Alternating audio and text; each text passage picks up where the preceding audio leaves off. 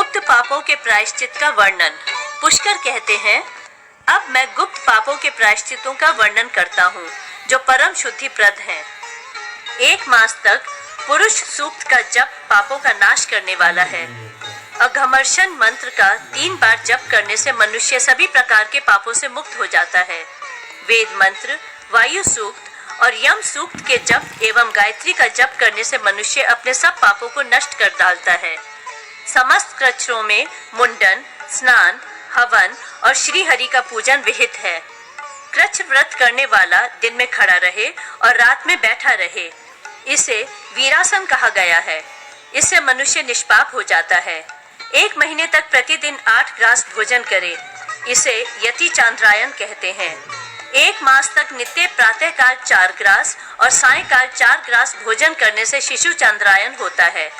1 मास में किसी भी प्रकार 240 पिंड भोजन करे, यह सुर चंद्रायन की विधि है।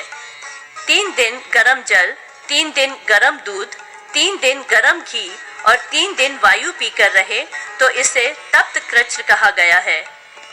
और इसी क्रम से 3 दिन ठंडा जल, 3 दिन ठंडा दूध, 3 दिन ठंडा घी और 3 दिन वायु पीने पर शीत कृच्छ होता है। 21 दिन तक केवल दूध पीकर रहने से कृच्छाति कृच्छ होता है।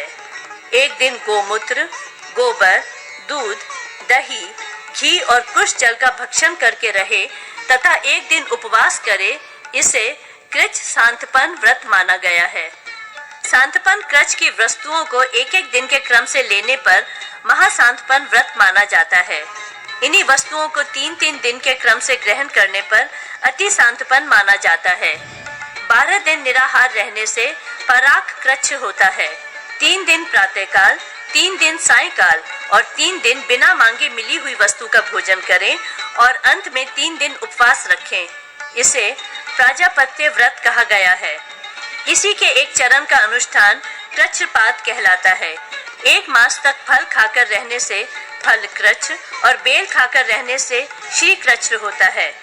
इसी प्रकार पद्माक्ष, कमल गट्टा खाकर रहने से पद्माक्ष कृच्छ, आंवले खाकर रहने से आमलक कृच्छ और पुष्प खाकर रहने से पुष्प कृच्छ होता है।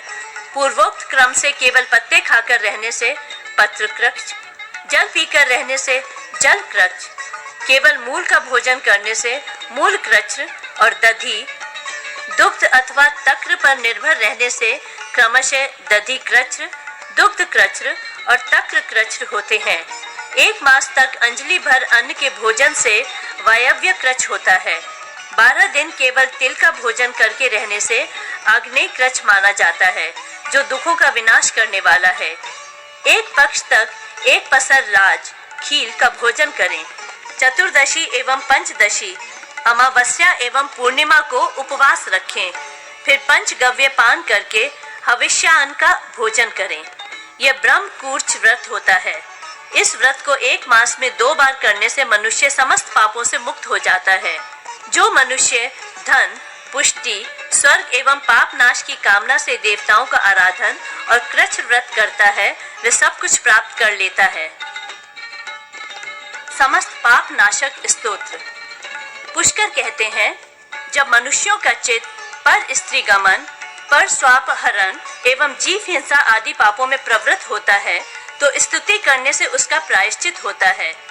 उस समय निम्नलिखित प्रकार से भगवान श्री विष्णु की स्तुति करें। सर्वव्यापी विष्णु को सदा नमस्कार है। श्री हरि विष्णु को नमस्कार है। मैं अपने चित्त में स्थित सर्वव्यापी अहंकार शून्य श्री हरि को नमस्कार करता हूँ। मैं अपने मानस में विराजमान अव्यक्त, अनंत और अपराजित परमेश्वर को नमस्कार करता हूँ। सबके पूजनीय, जन्म और मरण से रहित प्रभावशाली श्री विष्णु को नमस्कार है। विष्णु मेरे चित्त में निवास करते हैं। विष्णु मेरी बुद्धि में विराजमान हैं। विष्णु मेरे अहंकार में प्रतिष्ठित हैं और विष्णु मुझ में भी स्थित हैं। वे श्री विष्णु ही चराचर प्राणियों के कर्मों के रूप में स्थित हैं। उनके चिंतन से मेरे पाप का विनाश हो। जो ध्यान करने पर पापों का हरण करते हैं और भावना करने से स्वप्न में दर्शन देते हैं, इंद्र के अनुज शरणागत जनों का दुख दूर करने वाले उन पापापहारी श्री विष्णु का मैं नमस्कार करता हूँ।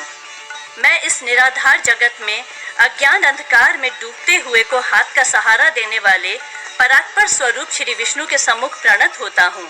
सर्वेश्वरेश्वर प्रभो, कमल नयन परमात्मन ऋषिकेश, आपको नमस्कार है।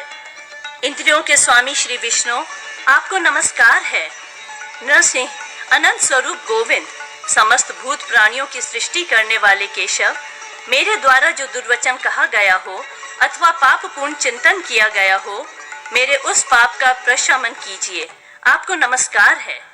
केशव, अपने मन के वश में होकर मैंने जो न करने योग्य अत्यंत उग्र पाप पूर्ण चिंतन किया है, उसे शांत कीजिए। परमार्थ परायण ब्राह्मण प्रिय गोविंद, अपनी मर्यादा से कभी च्युत न होने वाले जगन्नाथ, जगत का भरण पोषण करने वाले देवेश्वर, मेरे पाप का विनाश कीजिए। मैंने मध्याह्न, अपराह्न, सायंकाल एवं रात्रि के समय जानते हुए अथवा अनजाने शरीर, मन एवं वाणी के द्वारा जो पाप किया हो, पुंडरीकाक्ष, ऋषिकेश, माधव, आपके इन 3 नामों के उच्चारण से मेरे वे सब पाप क्षीण हो जाएं। कमल नयन लक्ष्मीपते, इंद्रियों के स्वामी माधव, आज आप मेरे शरीर एवं वाणी द्वारा किए हुए पापों का हनन कीजिए।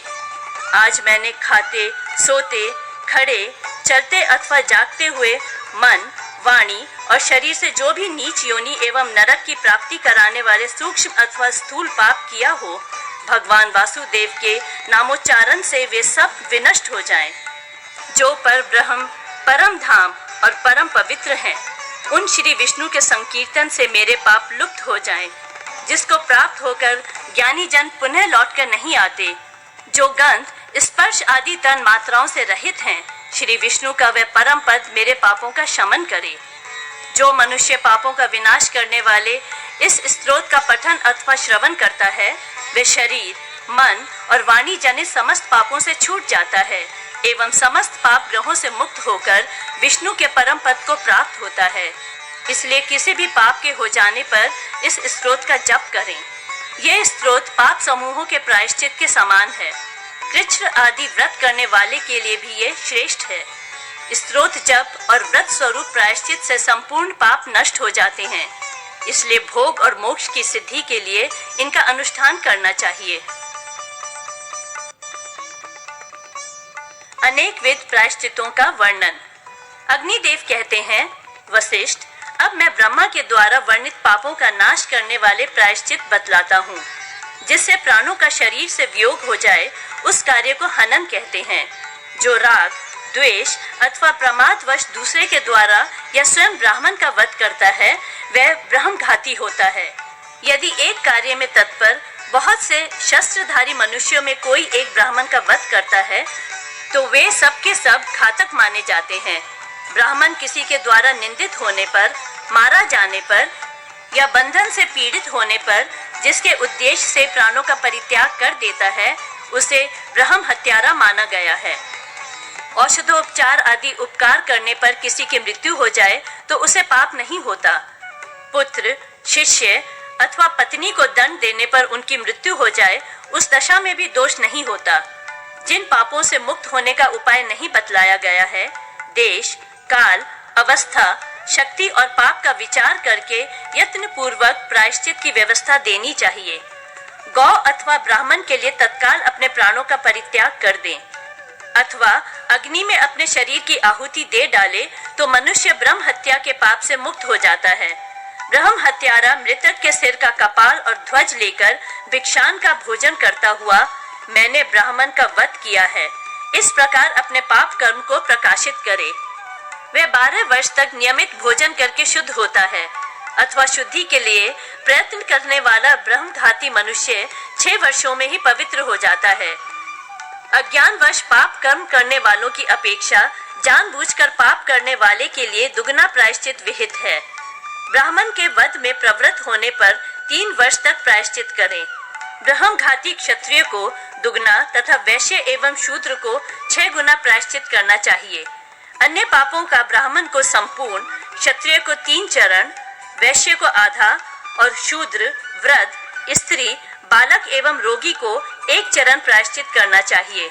क्षत्रिय का वध करने पर ब्रह्म हत्या का 1 पाद, वैश्य का वध करने पर अष्टम अंश और सदाचार परायण शूद्र का वध करने पर षोडश अंश प्रायश्चित माना गया है।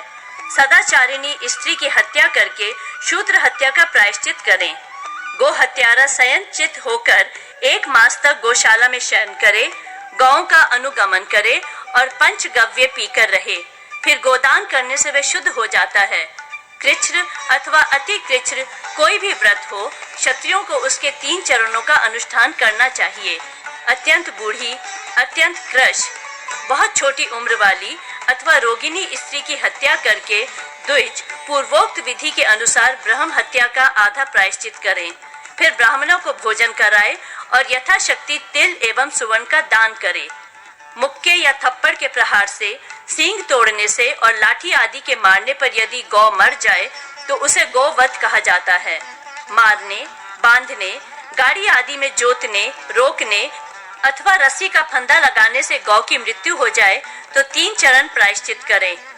काट से गोवध करने वाला सांतपन व्रत, ढेले से मारने वाला प्राजापत्य, पत्थर से हत्या करने वाला तप्त कृच्छ्र और शस्त्र से वध करने वाला अति कृच्छ्र करे। बिल्ली, गो, नेवला, मेंढक, कुत्ता अथवा पक्षी की हत्या करके 3 दिन दूध पीकर रहे अथवा प्राजापत्य या चांद्रायन व्रत करे। गुप्त पाप होने पर गुप्त और प्रकट पाप होने पर प्रकट प्रायश्चित करे। समस्त पापों के विनाश के लिए 100 प्राणायाम करे। कटहल, द्राक्षा, महुआ, खजूर, ताड़, ईख और मुनक्के का रस तथा टंकमा द्वीक, मैरेय और नारियल का रस, ये मादक होते हुए भी मद्य नहीं है। पैटी ही मुख्य सुरा मानी गई है। ये सब मदिराएं द्विजों के लिए निषिद्ध हैं। सुरापान करने वाला खौलता हुआ जल पीकर शुद्ध होता है अथवा सुरापान के पाप से मुक्त होने के लिए 1 वर्ष तक जटा एवं ध्वजा धारण किए हुए वन में निवास करें। नित्य रात्रि के समय एक बार चावल के कण या तिल की खली का भोजन करें। अज्ञानवश मल मूत्र अथवा मदिरा से छुए हुए पदार्थ का भक्षण करके ब्राह्मण, क्षत्रिय और वैश्य तीनों वर्णों के लोग पुनः संस्कार के योग्य हो जाते हैं। सुरा पात्र में रखा हुआ जल पीकर 7 दिन व्रत करे। चांडाल का जल पीकर 6 दिन उपवास रखे तथा चांडालों के कुएं अथवा पात्र का पानी पीकर सांतपन व्रत करे। अंत्यज का जल पीकर द्विज 3 रात उपवास रखकर पंचगव्य का पान करे। नवीन जल या जल के साथ मत्स्य, कंटक, शंभूक, शंख, सीप और कौड़ी पीने पर पंचगव्य का आचमन करने से शुद्धि होती है। शव युक्त कूप का जल पीने पर मनुष्य त्रिरात्र व्रत करने से शुद्ध होता है। चांडाल का अन्न खाकर चांद्रायन व्रत करे। आपातकाल में शूद्र के घर भोजन करने पर पश्चाताप से शुद्धि हो जाती है। शूद्र के पात्र में भोजन करने वाला ब्राह्मण उपवास करके पंचगव्य पीने से शुद्ध होता है। कंदुपक्व, भुजा, स्नेह पक्व, घी तेल में पके पदार्थ, घी तेल, दही, सत्तू, गुड़, दूध और रस आदि ये वस्तुएं शूद्र के घर से ली जाने पर भी निंदित नहीं है। बिना स्नान किए भोजन करने वाला 1 दिन उपवास रखकर दिन भर जप करने से पवित्र होता है। मूत्र त्याग करके अशौचावस्था में भोजन करने पर त्रिरात्र व्रत से शुद्धि होती है। केश एवं कीट से युक्त जानबूझकर पैर से छुआ हुआ, भ्रूण घाती का देखा हुआ, रजस्वला स्त्री का छुआ हुआ, कौए आदि पक्षियों का झूठा किया हुआ, कुत्ते का स्पर्श किया हुआ अथवा गौ का सूंघा हुआ अन्न खाकर 3 दिन उपवास करे। वीर्य, मल या मूत्र का भक्षण करने पर प्राजापत्य व्रत करे। नव श्राद्ध में चांद्रायन, मासिक श्राद्ध में पराक व्रत, त्रिपाक्षिक श्राद्ध में अतिक्रच, षाण मासिक श्राद्ध में प्राजापत्य और वार्षिक श्राद्ध में 1 पाद प्राजापत्य व्रत करे।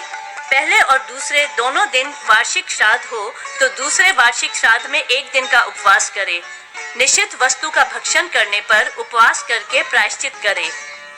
भूतरण, छत्राक, लहसुन और शिग्रुक, श्वेत मरीच खा लेने पर 1 पाद प्राजापत्य करे। अभोज्य अन्न, शूद्र का अन्न, स्त्री एवं शूद्र का उच्छिष्ट या अभक्षय मांस का भक्षण करके 7 दिन केवल दूध पीकर रहे। जो ब्रह्मचारी, सन्यासी अथवा व्रतस्थ द्विज मधु, मांस या जनना शौच एवं मरना शौच का अन्न भोजन कर लेता है वह प्राजापत्य कृच्छ करे। अन्याय पूर्वक दूसरे का धन हड़प लेने को चोरी कहते हैं। सुवर्ण की चोरी करने वाला राजा के द्वारा मूसल से मारे जाने पर शुद्ध होता है। सुवर्ण की चोरी करने वाला, सुरापान करने वाला, ब्रह्मघाती और गुरु पत्नी गामी 12 वर्ष तक भूमि पर शयन और जटा धारण करे। वह एक समय केवल पत्ते और फल मूल का भोजन करने से शुद्ध होता है। चोरी अथवा सुरापान करके 1 वर्ष तक प्राजापत्य व्रत करे। मणि, मोती, मूंगा, तांबा, चांदी, लोहा, कांसा और पत्थर की चोरी करने वाला 12 दिन चावल के कण खाकर रहे। मनुष्य, स्त्री, क्षेत्र, ग्रह, बावली, कूप और तालाब का अपहरण करने पर चांद्रायण व्रत से शुद्धि मानी गई है। भक्ष्य एवं भोज्य पदार्थ, सवारी, शैया, आसन, पुष्प, मूल अथवा फल की चोरी करने वाला पंचगव्य पीकर शुद्ध होता है। तृण, काष्ठ, वृक्ष, सूखा अन्न, गुड़, वस्त्र, चर्म या मांस चुराने वाला 3 दिन निराहार रहे। सौतेली माँ, बहन, गुरुपुत्री, गुरुपत्नी और अपनी पुत्री से समागम करने वाला गुरुपत्नी गामी माना गया है। गुरुपत्नी गमन करने पर अपने पाप की घोषणा करके जलते हुए लोहे की शैया पर तप्त लौहमयी स्त्री का आलिंगन करके प्राण त्याग करने से शुद्ध होता है। अथवा गुरुपत्नी गामी 3 मास तक चांद्रायण व्रत करे। पतित स्त्रियों के लिए भी इसी प्रायश्चित का विधान करे। पुरुष को पर स्त्री गमन करने पर जो प्रायश्चित बतलाया गया है वही उनसे करावे। कुमारी कन्या, चांडाली, पुत्री और अपने सपिंड तथा पुत्र की पत्नी में वीर्य सेचन करने वाले को प्राण त्याग कर देना चाहिए। द्विज 1 रात शूद्रा का सेवन करके जो पाप संचित करता है वे 3 वर्ष तक नित्य गायत्री जप एवं भिक्षान का भोजन करने से नष्ट होता है। चाची, भाभी, चांडाली, पुक्कसी, पुत्रवधू, बहन, सखी, मौसी, बुआ, निक्षिप्ता, धरोहर के रूप में रखी हुई, शरणागता, मामी, सगोत्रा बहन, दूसरे को चाहने वाली स्त्री, शिष्य पत्नी अथवा गुरु पत्नी से गमन करके चांद्रायण व्रत करे। प्रायश्चितों का वर्णन। अग्निदेव कहते हैं, देव मंदिर के पूजन आदि का लोप करने पर प्रायश्चित करना चाहिए। पूजा का लोप करने पर 108 बार जप करें और दुगनी पूजा की व्यवस्था करके पंचोपनिषद मंत्रों से हवन कर ब्राह्मण भोजन करावे। सूती का स्त्री, अंत्यज अथवा रजस्वला द्वारा देव मूर्ति का स्पर्श होने पर 100 बार गायत्री जप करे। दुगुना स्नान करके पंचोपनिषद मंत्रों से पूजन एवं ब्राह्मण भोजन कराए। होम का नियम भंग होने पर होम, स्नान और पूजन करे।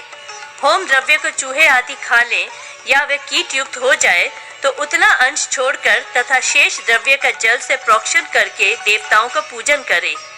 भले ही अंकुर मात्र अर्पण करे परंतु छिन्न भिन्न द्रव्य का बहिष्कार कर दे। अस्पृश्य मनुष्यों का स्पर्श हो जाने पर पूजा द्रव्य को दूसरे पात्र में रख दे। पूजा के समय मंत्र अथवा द्रव्य की त्रुटि होने पर दैव एवं मानुष विघ्नों का विनाश करने वाले गणपति के बीज मंत्र का जप करके पुनः पूजन करे। देव मंदिर का कलश नष्ट हो जाने पर 100 बार मंत्र जप करे। देव मूर्ति के हाथ से गिरने एवं नष्ट हो जाने पर उपवास पूर्वक अग्नि में 100 आहुतियां देने से शुभ होता है। जिस पुरुष के मन में पाप करने पर पश्चाताप होता है उसके लिए श्री हरि का स्मरण ही परम प्रायश्चित है। चांद्रायण, पराग एवं प्राजापत्य व्रत पाप समूहों का विनाश करने वाले हैं। सूर्य, शिव, शक्ति और विष्णु के मंत्र का जप भी पापों का प्रशमन करता है। गायत्री, प्रणव, पाप प्रणाशन स्तोत्र एवं मंत्र का जप पापों का अंत करने वाला है। सूर्य, शिव, शक्ति और विष्णु के क से प्रारंभ होने वाले रा बीज से संयुक्त रादि, आदि और रांत मंत्र करोड़ गुना फल देने वाले हैं। इनके सिवा ओम क्लीम से प्रारंभ होने वाले चतुर्थ्यंत एवं अंत में नमः संयुक्त मंत्र संपूर्ण कामनाओं को सिद्ध करने वाले हैं। नरसिंह भगवान के द्वादशाक्षर एवं अष्टाक्षर मंत्र का जप पाप समूहों का विनाश करता है। अग्नि पुराण का पठन एवं श्रवण करने से भी मनुष्य समस्त पाप समूहों से छूट जाता है। इस पुराण में अग्निदेव का महात्म्य भी वर्णित है। परमात्मा श्री विष्णु ही मुख्य स्वरूप अग्निदेव हैं, जिनका संपूर्ण वेदों में गान किया गया है। भोग और मोक्ष प्रदान करने वाले उन परमेश्वर का प्रवृत्ति और निवृत्ति मार्ग से भी पूजन किया जाता है। अग्नि रूप में स्थित श्री विष्णु के उद्देश्य से हवन, जप, ध्यान, पूजन, स्तवन एवं नमस्कार शरीर संबंधी सभी पापों का विध्वंस करने वाला है। 10 प्रकार के स्वर्ण दान, 12 प्रकार के धान्य दान, तुला पुरुष आदि 16 महादान एवं सर्वश्रेष्ठ अन्न दान, ये सब महापापों का अपहरण करने वाले हैं। तिथि, वार, नक्षत्र, संक्रांति, योग, मनवंतरारंभ आदि के समय सूर्य, शिव, शक्ति तथा विष्णु के उद्देश्य से किए जाने वाले व्रत आदि पापों का प्रशमन करते हैं। गंगा, गया, प्रयाग, अयोध्या, उज्जैन, कुरुक्षेत्र, पुष्कर, नैमिषारण्य, पुरुषोत्तम क्षेत्र, शालग्राम, प्रभास क्षेत्र आदि तीर्थ पाप समूहों को विनष्ट करते हैं। मैं परम प्रकाश स्वरूप बल हूँ, इस प्रकार की धारणा भी पापों का विनाश करने वाली है।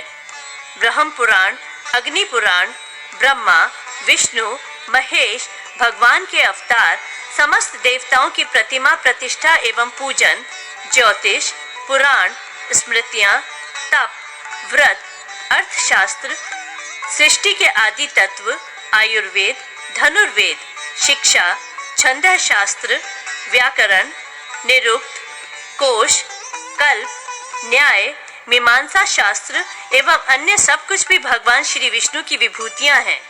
वे श्री हरि एक होते हुए भी सगुण निर्गुण 2 रूपों में विभक्त एवं संपूर्ण संसार में सन्निहित हैं। जो ऐसा जानता है, श्री हरि स्वरूप उन महापुरुष का दर्शन करने से दूसरों के पाप विनष्ट हो जाते हैं। भगवान श्री हरि ही अष्टादश विद्या रूप, सूक्ष्म, स्थूल, सच्चित स्वरूप, अविनाशी पर ब्रह्म एवं निष्पाप विष्णु हैं। व्रत के विषय में अनेक ज्ञातव्य बातें। अग्निदेव कहते हैं, वशिष्ठ जी, अब मैं तिथि, वार, नक्षत्र, दिवस, मास, ऋतु, वर्ष तथा सूर्य संक्रांति के अवसर पर होने वाले स्त्री पुरुष संबंधी व्रत आदि का क्रमशः वर्णन करूंगा। ध्यान देकर सुनिए। शास्त्रोक्त नियम को ही व्रत कहते हैं, वही तप माना गया है।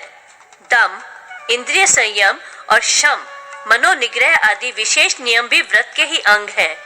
व्रत करने वाले पुरुष को शारीरिक संताप सहन करना पड़ता है, इसलिए व्रत को तप नाम दिया गया है। इसी प्रकार व्रत में इंद्रिय समुदाय का नियमन, संयम करना होता है, इसलिए उसे नियम भी कहते हैं। जो ब्राह्मण या द्विज, क्षत्रिय, वैश्य, अग्निहोत्री नहीं है, उनके लिए व्रत, उपवास, नियम तथा नाना प्रकार के दानों से कल्याण की प्राप्ति बताई गई है। उक्त व्रत उपवास आदि के पालन से प्रसन्न होकर देवता एवं भगवान भोग तथा मोक्ष प्रदान करते हैं। पापों से उपावृत निवृत्त होकर सब प्रकार के भोगों का त्याग करते हुए जो सद्गुणों के साथ वास करता है, उसी को उपवास समझना चाहिए।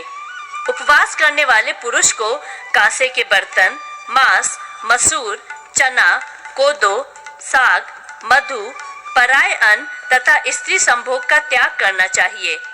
उपवास काल में फूल, अलंकार, सुंदर वस्त्र, धूप, सुगंध, अंगराग, दांत धोने के लिए मंजन तथा दातौन, इन सब वस्तुओं का सेवन अच्छा नहीं माना गया है।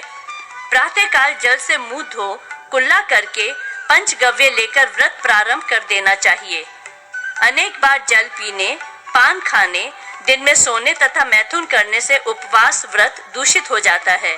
क्षमा, सत्य, दया, दान, शौच, इंद्रिय संयम, देव पूजा, अग्निहोत्र, संतोष तथा चोरी का अभाव, ये 10 नियम सामान्यतः संपूर्ण व्रतों में आवश्यक माने गए हैं। व्रत में पवित्र ऋचाओं को जपे और अपनी शक्ति के अनुसार हवन करे। व्रती पुरुष प्रतिदिन स्नान तथा परिमित भोजन करे।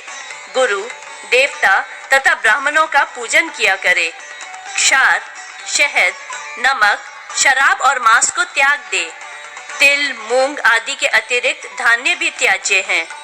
धान्य अन्न में उड़द, कोदो, चीना, देव धान्य, शमी धान्य, गुड़, शित धान्य, पय तथा मूली ये क्षार गण माने गए हैं। व्रत में इनका त्याग कर देना चाहिए। धान, साठी का चावल, मूंग, मटर, तिल, जौ, सांवा, तिन्नी का चावल और गेहूं आदि अन्न व्रत में उपयोगी हैं। कुम्हड़ा, लौकी, बैंगन, पालक तथा पूतिका को त्याग दें। चरु, भिक्षा में प्राप्त अन्न, सत्तू के दाने, साग, दही, घी, दूध, सांवा, अघनी का चावल, तिन्नी का चावल, जौ का हलवा तथा मूल तंडुल ये हविष्य माने गए हैं। इन्हें व्रत में, नक्त व्रत में तथा अग्निहोत्र में भी उपयोगी बताया गया है। अथवा मांस, मदिरा आदि अपवित्र वस्तुओं को छोड़कर सभी उत्तम वस्तुएं व्रत में हितकर हैं। प्राजापत्य व्रत का अनुष्ठान करने वाला द्विज 3 दिन केवल प्रातः काल और 3 दिन केवल संध्या काल में भोजन करे। फिर 3 दिन केवल बिना मांगे जो कुछ मिल जाए उसी का दिन में एक समय भोजन करे। उसके बाद 3 दिनों तक उपवास करके रहे। इस प्रकार ये 12 दिनों का व्रत है। इसी प्रकार अतिक्रचर्च व्रत का अनुष्ठान करने वाला द्विज पूर्ववत 3 दिन प्रातःकाल, 3 दिन सायंकाल और 3 दिनों तक बिना मांगे प्राप्त हुए अन्न का एक ग्रास भोजन करे तथा अंतिम दिनों में उपवास करे। गाय का मूत्र, गोबर, दूध, दही, घी तथा कुश का जल इन सबको मिलाकर प्रथम दिन पिए। फिर दूसरे दिन उपवास करे। यह सांतपन क्रच नामक व्रत है। उपर्युक्त द्रव्यों का पृथक पृथक एक दिन के क्रम से 6 दिनों तक सेवन करके 7वें दिन उपवास करे। इस प्रकार यह 1 सप्ताह का व्रत महासांतपन क्रच कहलाता है, जो पापों का नाश करने वाला है। लगातार 12 दिनों के उपवास से संपन्न होने वाले व्रत को पराग कहते हैं। ये सब पापों का नाश करने वाला है। इससे तिगुने अर्थात 36 दिनों तक उपवास करने पर यही व्रत महापराग कहलाता है। पूर्णिमा को 15 ग्रास भोजन करके प्रतिदिन एक ग्रास घटाता रहे। अमावस्या को उपवास करे तथा प्रतिपदा को 1 ग्रास भोजन आरंभ करके नित्य एक ग्रास बढ़ाता रहे। इसे चांद्रायण कहते हैं। इसके विपरीत क्रम से भी यह व्रत किया जाता है। जैसे शुक्ल प्रतिपदा को 1 ग्रास भोजन करे, फिर एक ग्रास बढ़ाते हुए पूर्णिमा को 15 ग्रास भोजन करे। तत्पश्चात कृष्ण प्रतिपदा से 1 ग्रास घटाकर अमावस्या को उपवास करे। कपिला गाय का मूत्र 1 पल, गोबर अंगूठे के आधे हिस्से के बराबर, दूध 7 पल, दही 2 पल, घी 1 पल तथा कुश का जल 1 पल 1 में मिला दे। इनका मिश्रण करते समय गायत्री मन से गोमूत्र डाले। गंध द्वाराम दुराधर शाम इस मंत्र से गोबर मिलाए। आप्यायस्व इस मंत्र से दूध डाल दे। दधि क्रावणो इस मंत्र से दही मिलाए। तेजो असि शुक्रमस्य मृतमसि इस मंत्र से घी डाले तथा देवस्य इस मंत्र से कुशोदक मिलाए। इस प्रकार जो वस्तु तैयार होती है उसका नाम ब्रह्मकूर्च है। ब्रह्मकूर्च तैयार होने पर दिन भर भूखा रहकर सायंकाल में अघमर्षण मंत्र अथवा प्रणव के साथ आपोहिष्ठा इत्यादि ऋचाओं का जप करके उसे पी डाले। ऐसा करने वाला सब पापों से मुक्त हो विष्णु लोक में जाता है। दिन भर उपवास करके केवल सायंकाल में भोजन करने वाला, दिन के 8 भागों में से केवल 6ठे भाग में आहार ग्रहण करने वाला सन्यासी, मांस त्यागी, अश्वमेध यज्ञ करने वाला तथा सत्यवादी पुरुष स्वर्ग को जाते हैं। अगन्याधान, प्रतिष्ठा, यज्ञ, दान, व्रत, देवव्रत, वृषोत्सर्ग, चूड़ाकरण, मेखलाबंध, यज्ञोपवीत, विवाह आदि मांगलिक कार्य तथा अभिषेक ये सब कार्य मल मास में नहीं करने चाहिए। अमावस्या से अमावस्या तक का समय चांद्रमास कहलाता है। 30 दिनों का सावन मास माना गया है। संक्रांति से संक्रांति काल तक सौर मास कहलाता है तथा क्रमशः संपूर्ण नक्षत्रों के परिवर्तन से नक्षत्र मास होता है। विवाह आदि में सौर मास, यज्ञ आदि में सावन मास और वार्षिक श्राद्ध तथा पितृ कार्य में चांद्र मास उत्तम माना गया है। आषाढ़ की पूर्णिमा के बाद जो 5वां पक्ष आता है उसमें पितरों का श्राद्ध अवश्य करना चाहिए। उस समय सूर्य कन्या राशि पर गए हैं या नहीं, इसका विचार श्राद्ध के लिए अनावश्यक है।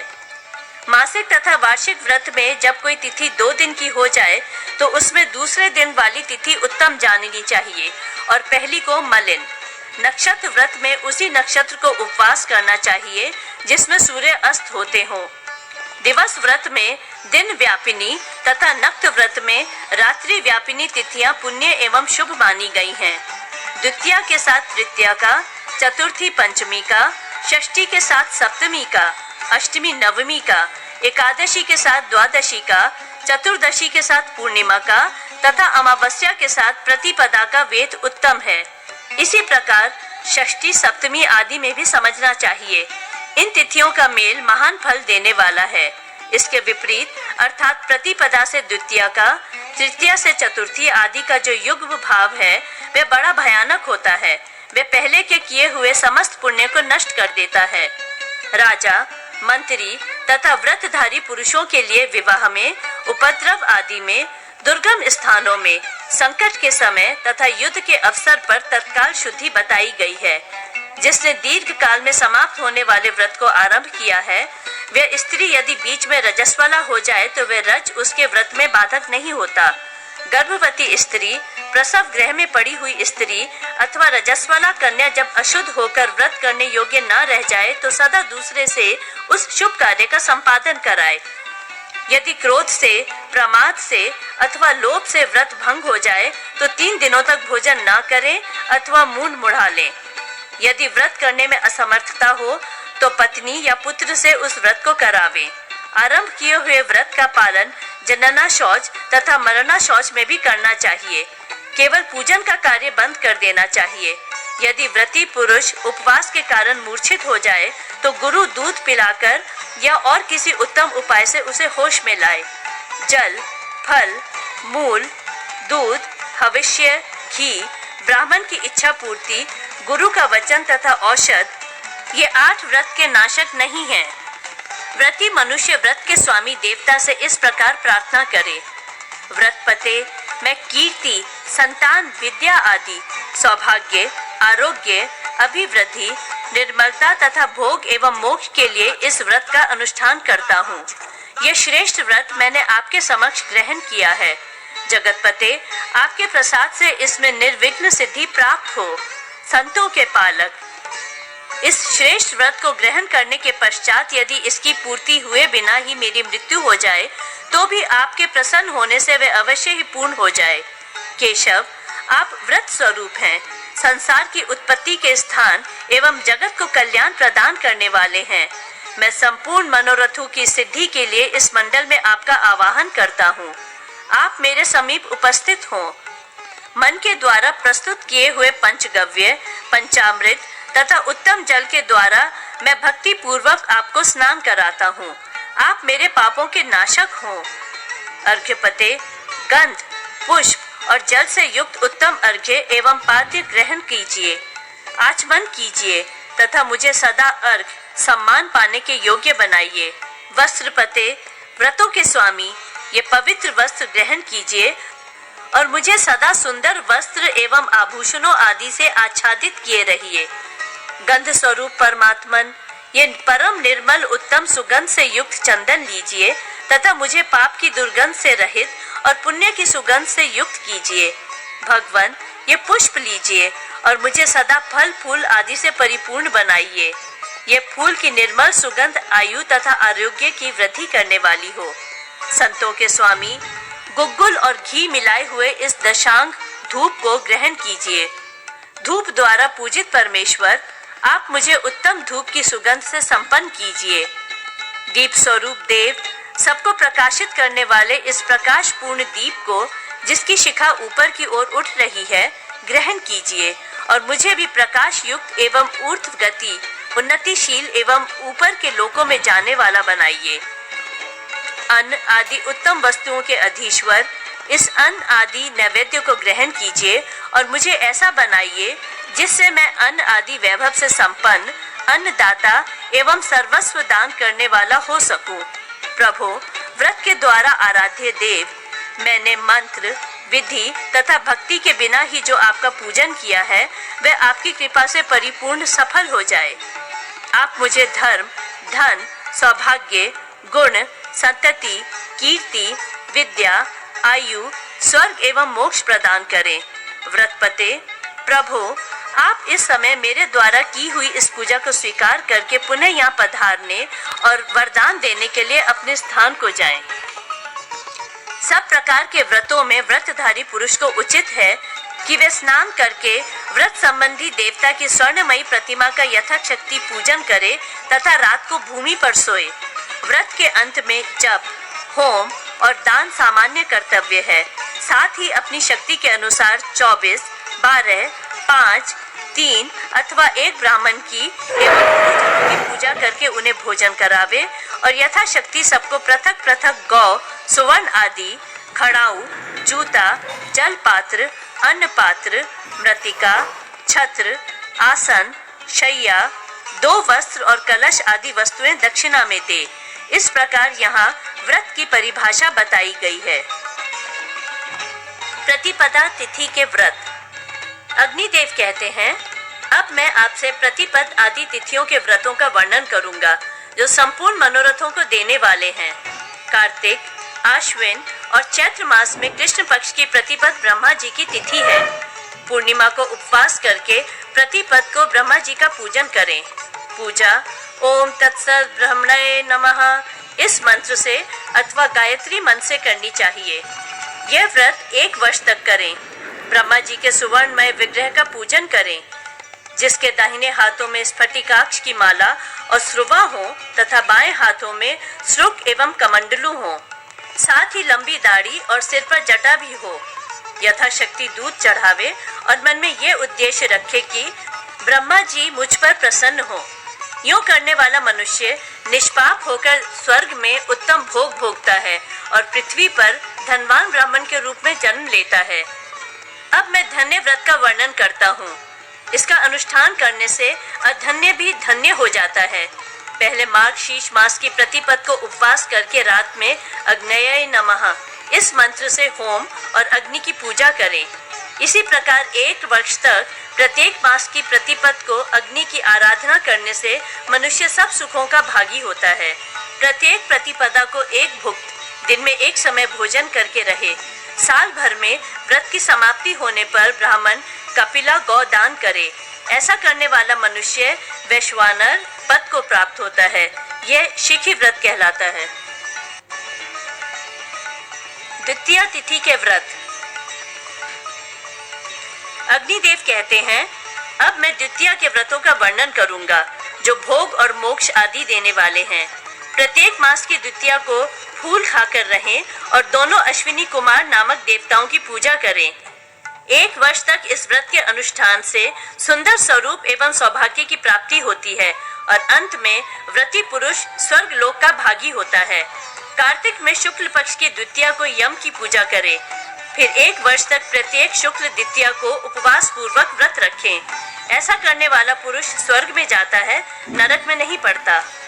अब अशून्य शयन नामक व्रत बतलाता हूँ जो स्त्रियों को अवैधव्य, सदा सुहाग और पुरुषों को पत्नी सुख आदि देने वाला है। श्रावण मास के कृष्ण पक्ष की द्वितीया को इस व्रत का अनुष्ठान करना चाहिए। इस व्रत में भगवान से इस प्रकार प्रार्थना की जाती है, वक्ष स्थल में श्री वत्स चिन्ह धारण करने वाले श्रीकांत, आप लक्ष्मी जी के धाम और स्वामी हैं, अविनाशी एवं सनातन परमेश्वर हैं। आपकी कृपा से धर्म, अर्थ और काम प्रदान करने वाला मेरा गार्हस्थ्य आश्रम नष्ट न हो। मेरे घर के अग्निहोत्र की आग कभी न बुझे, ग्रह देवता कभी अदृश्य न हो। मेरे पितर नाश से बचे रहें और मुझसे दाम्पत्य भेद न हो। जैसे आप कभी लक्ष्मी जी से विलग नहीं होते, उसी प्रकार मेरा भी पत्नी के साथ का संबंध कभी टूटने या छूटने न पावे।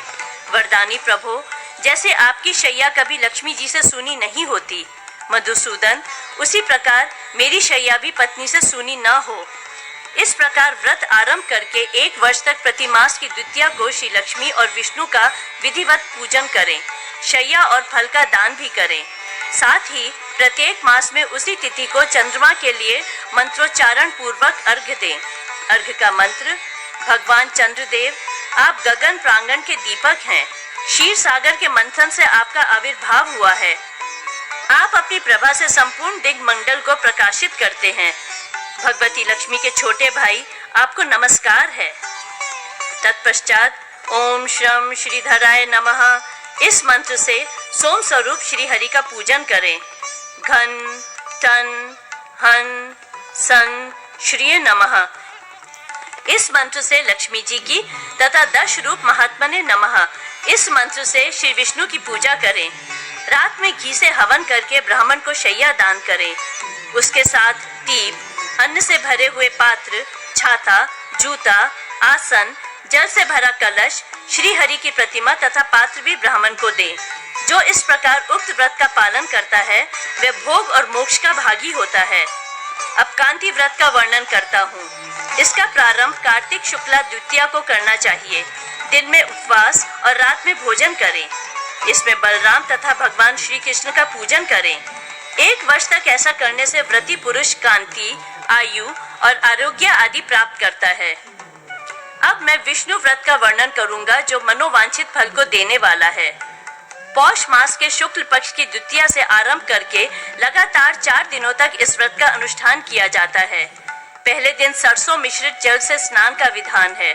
दूसरे दिन काले तिल मिलाए हुए जल से स्नान बताया गया है। तीसरे दिन वचा या वच नामक औषधि से युक्त जल के द्वारा तथा चौथे दिन सर्वौषधि मिश्रित जल के द्वारा स्नान करना चाहिए। मुरा, कपूर कचरी, वचा, वच, कुष्ठ, कूट, शैले, शिलाजीत या भूरी छरीला, 2 प्रकार की हल्दी, गांठ हल्दी और दारू हल्दी, कचूर, चंपा और मोथा, ये सर्वौषधि समुदाय कहा गया है। पहले दिन श्री कृष्णाय नमः, दूसरे दिन अच्युताय नमः, तीसरे दिन अनंताय नमः और चौथे दिन ऋषिकेशाय नमः। इस नाम मंत्र से क्रमशः भगवान के चरण, नाभि, नेत्र एवं मस्तक पर पुष्प समर्पित करते हुए पूजन करना चाहिए। प्रतिदिन प्रदोष काल में चंद्रमा को अर्घ्य देना चाहिए। पहले दिन के अर्घ्य में शशिने नमः, दूसरे दिन के अर्घ्य में चंद्राय नमः, तीसरे दिन शशांकाय नमः और चौथे दिन इंदवे नमः का उच्चारण करना चाहिए। रात में जब तक चंद्रमा दिखाई देते हों तभी तक मनुष्य को भोजन कर लेना चाहिए।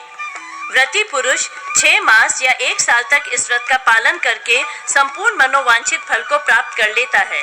पूर्व काल में राजाओं ने, स्त्रियों ने और देवता आदि ने भी इस व्रत का अनुष्ठान किया था।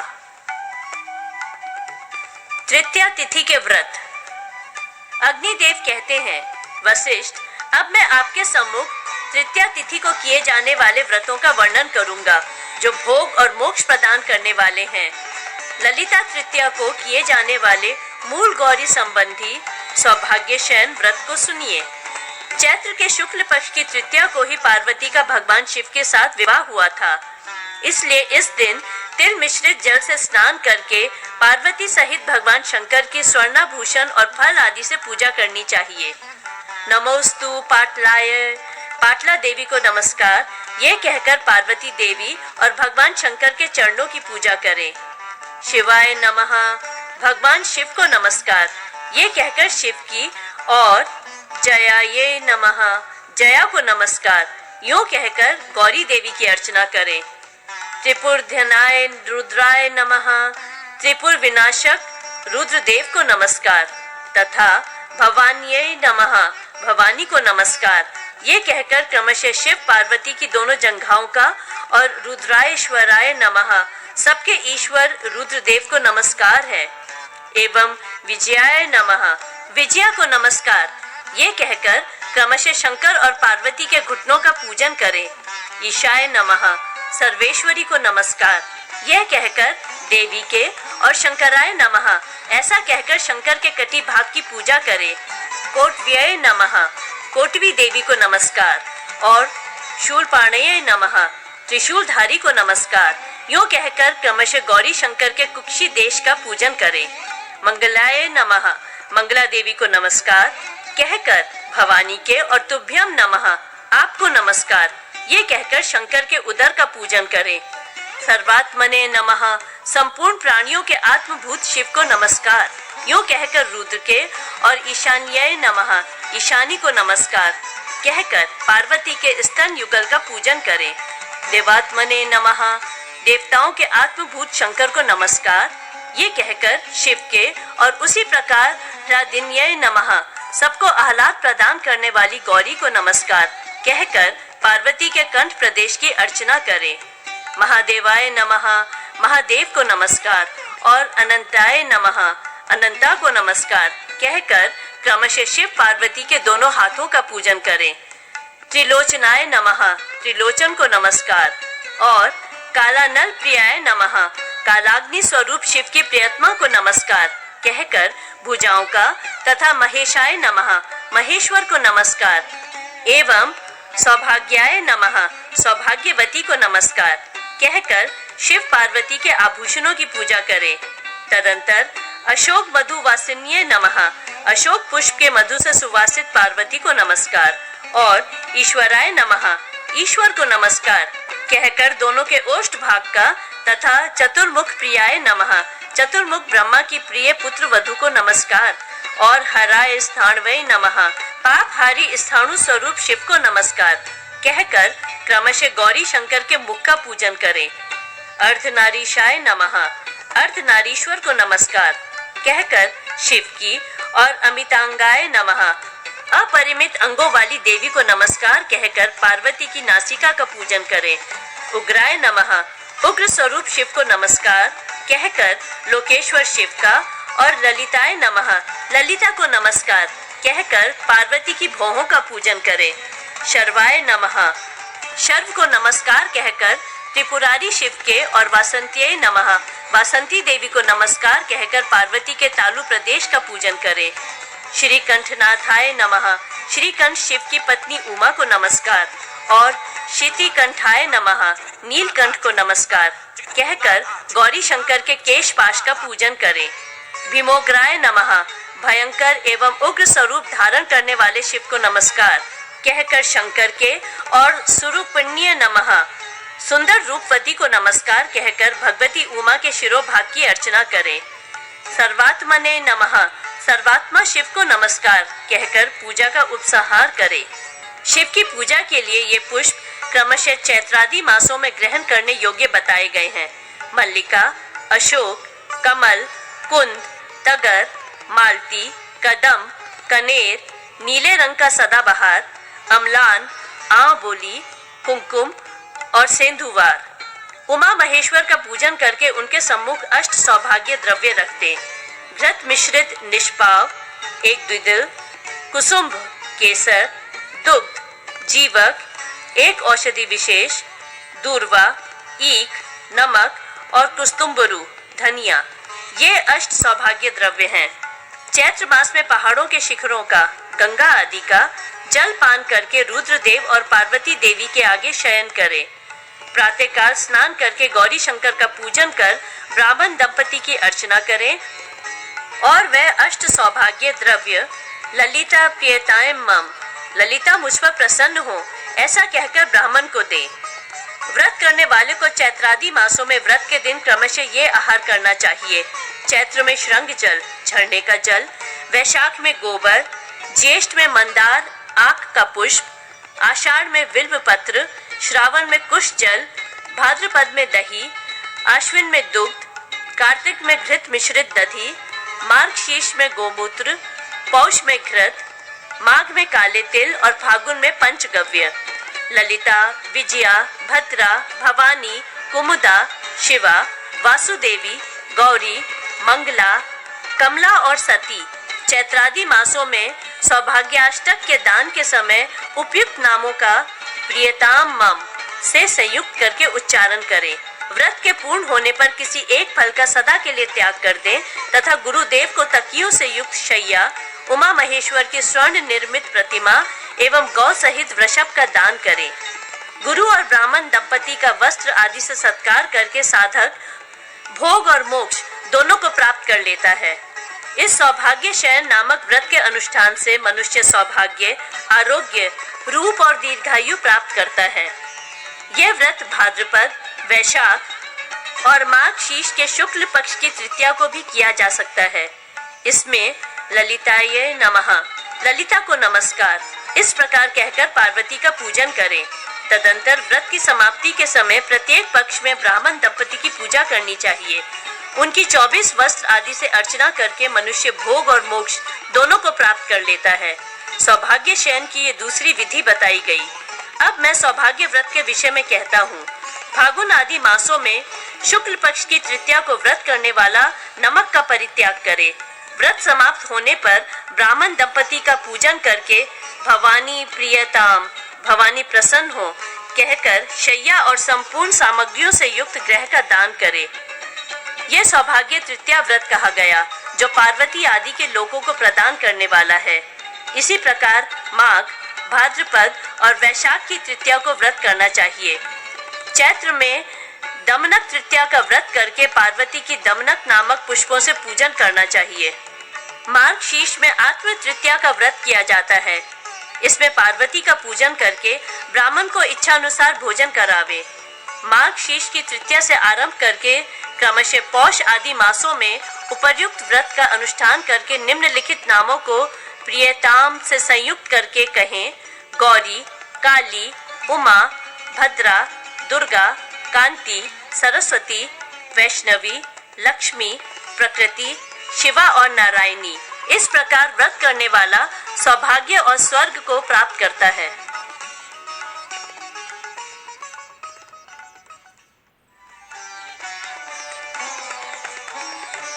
चतुर्थी तिथि के व्रत। अग्निदेव कहते हैं: वशिष्ठ, अब मैं आपके सम्मुख भोग और मोक्ष प्रदान करने वाले चतुर्थी संबंधी व्रतों का वर्णन करता हूँ। माघ के शुक्ल पक्ष की चतुर्थी को उपवास करके गणेश का पूजन करें। तदंतर पंचमी को तिल का भोजन करें। ऐसा करने से मनुष्य बहुत वर्षों तक विघ्न रहित होकर सुखी रहता है। गम स्वाहा यह मूल मंत्र है। गां नमः आदि से हृदय आदि का न्यास करें। गच्छोल काय ये कहकर गणेश का आवाहन और गच्छोल काय कहकर विसर्जन करें। इस प्रकार आदि में गकार युक्त और अंत में उल्का शब्द युक्त मंत्र से उनके आह्वान आदि कार्य करें। गंधादि उपचारों एवं लड्डुओं आदि द्वारा गणपति का पूजन करें। तदंतर निम्नलिखित गणेश गायत्री का जप करें: ओम महलकाय विघ्नहे वक्रतुंडाय धीमहि तन्नो दंती प्रचोदयात्। भाद्रपद के शुक्ल पक्ष की चतुर्थी को व्रत करने वाला शिव लोक को प्राप्त करता है। अंगारक चतुर्थी मंगलवार से युक्त चतुर्थी को गणेश का पूजन करके मनुष्य संपूर्ण अभीष्ट वस्तुओं को प्राप्त कर लेता है। फागुन की चतुर्थी को रात्रि में ही भोजन करे। यह अविघ्ना चतुर्थी के नाम से प्रसिद्ध है। चैत्र मास की चतुर्थी को दमनक नामक पुष्पों से गणेश का पूजन करके मनुष्य सुख भोग प्राप्त करता है। पंचमी तिथि के व्रत। अग्निदेव कहते हैं: वशिष्ठ, अब मैं आरोग्य, स्वर्ग और मोक्ष प्रदान करने वाले पंचमी व्रत का वर्णन करता हूँ। श्रावण, भाद्रपद, आश्विन और कार्तिक के शुक्ल पक्ष की पंचमी को वासुकी, तक्षक, कालिये, मणिभद्र, ऐरावत, धृतराष्ट्र, करकोटक और धनंजय नामक नागों का पूजन करना चाहिए। ये सभी नाग अभय, आयु, विद्या, यश और लक्ष्मी प्रदान करने वाले हैं।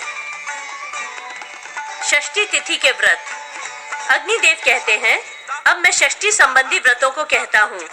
कार्तिक के कृष्ण पक्ष की षष्ठी को फल मात्र का भोजन करके कार्तिकेय के लिए अर्घ्य दान करना चाहिए। इससे मनुष्य भोग और मोक्ष प्राप्त करता है। इसे स्कंद षष्ठी व्रत कहते हैं। भाद्रपद के कृष्ण पक्ष की षष्ठी तिथि में अक्षय षष्ठी व्रत करना चाहिए। इसे माघ शीर्ष में भी करना चाहिए। इस अक्षय षष्ठी के दिन किसी भी एक वर्ष निराहार रहने से मानव भोग और मोक्ष प्राप्त कर लेता है। 182वां अध्याय।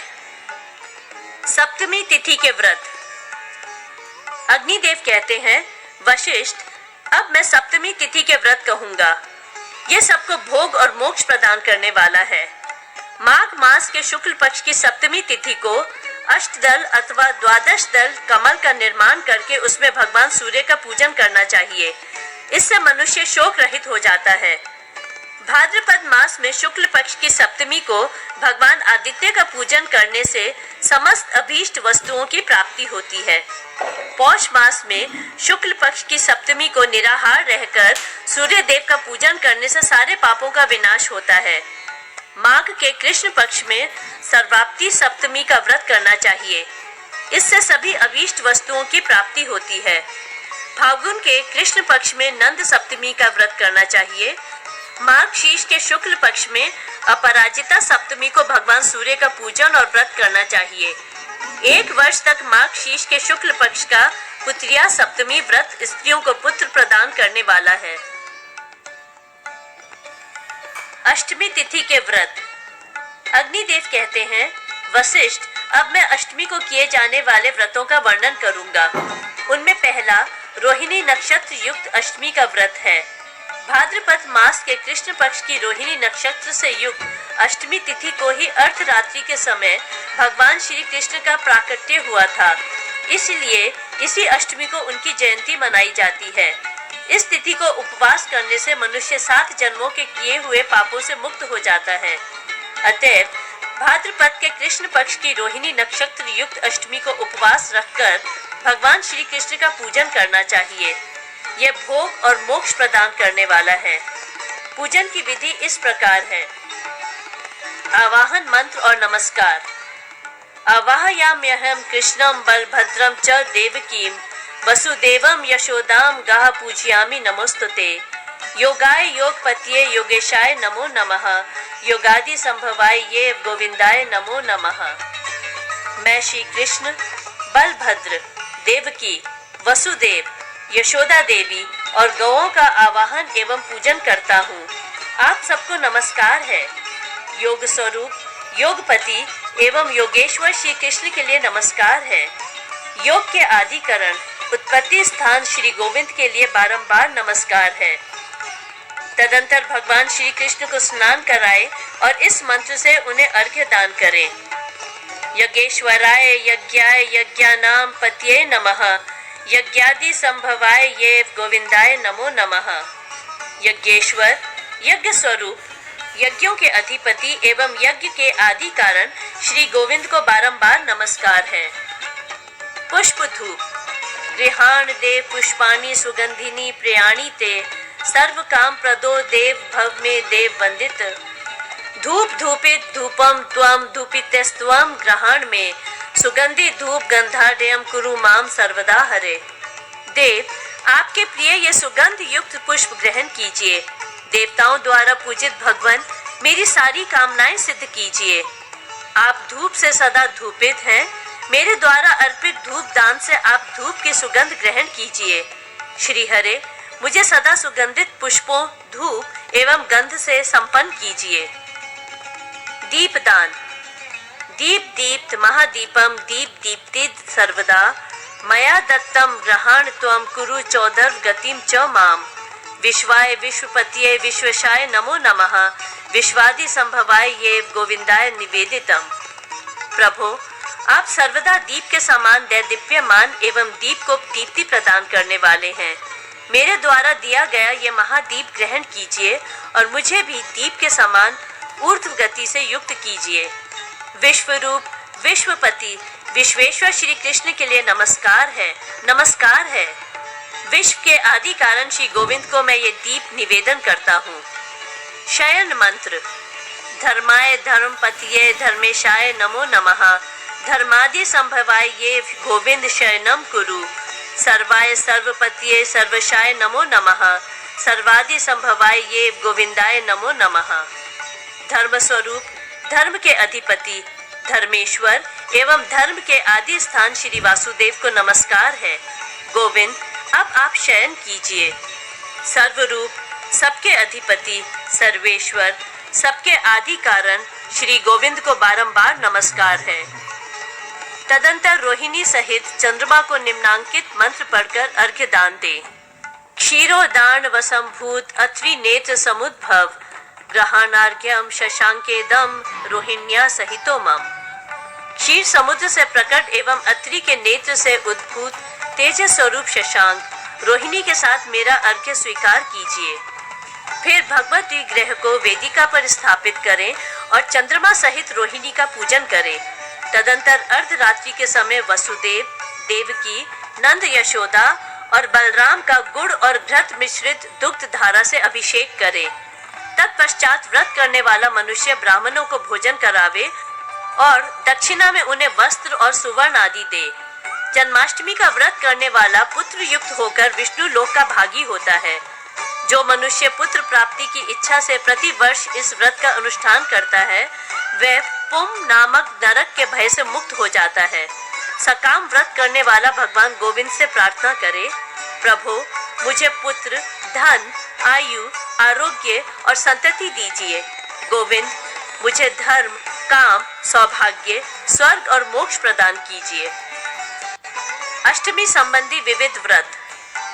अग्निदेव कहते हैं, मुनि श्रेष्ठ वशिष्ठ चैत्र मास के शुक्ल पक्ष की अष्टमी को व्रत करें और उस दिन ब्रह्मा आदि देवताओं तथा मातृगणों का जप पूजन करें।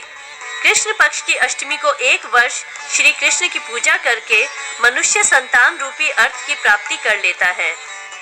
अब मैं कालाष्टमी का वर्णन करता हूँ। यह व्रत माघ शीश मास के कृष्ण पक्ष की अष्टमी को करना चाहिए। रात्रि होने पर व्रत करने वाला स्नान आदि से पवित्र हो भगवान शंकर का पूजन करके गोमूत्र से व्रत का पारण करे। रात्रि को भूमि पर शयन करे। पौष मास में शंभु का पूजन करके घृत का आहार तथा माघ में महेश्वर की अर्चना करके दुग्ध का पान करे। फागुन में महादेव की पूजा करके अच्छी प्रकार उपवास करने के बाद तिल का भोजन करे। चैत्र में स्थाणु का पूजन करके जौ का भोजन करे। वैशाख में शिव की पूजा करे और कुश जल से पारण करे। ज्येष्ठ में पशुपति का पूजन करके श्रृंग जल, झरने का जल का पान करें। आषाढ़ में उग्र की अर्चना करके गौमय का भक्षण और श्रावण में शर्व का पूजन करके मंदार के पुष्प का भक्षण करें। भाद्रपद में रात्रि के समय त्र्यंबक का पूजन करके बिल्व पत्र का भक्षण करें।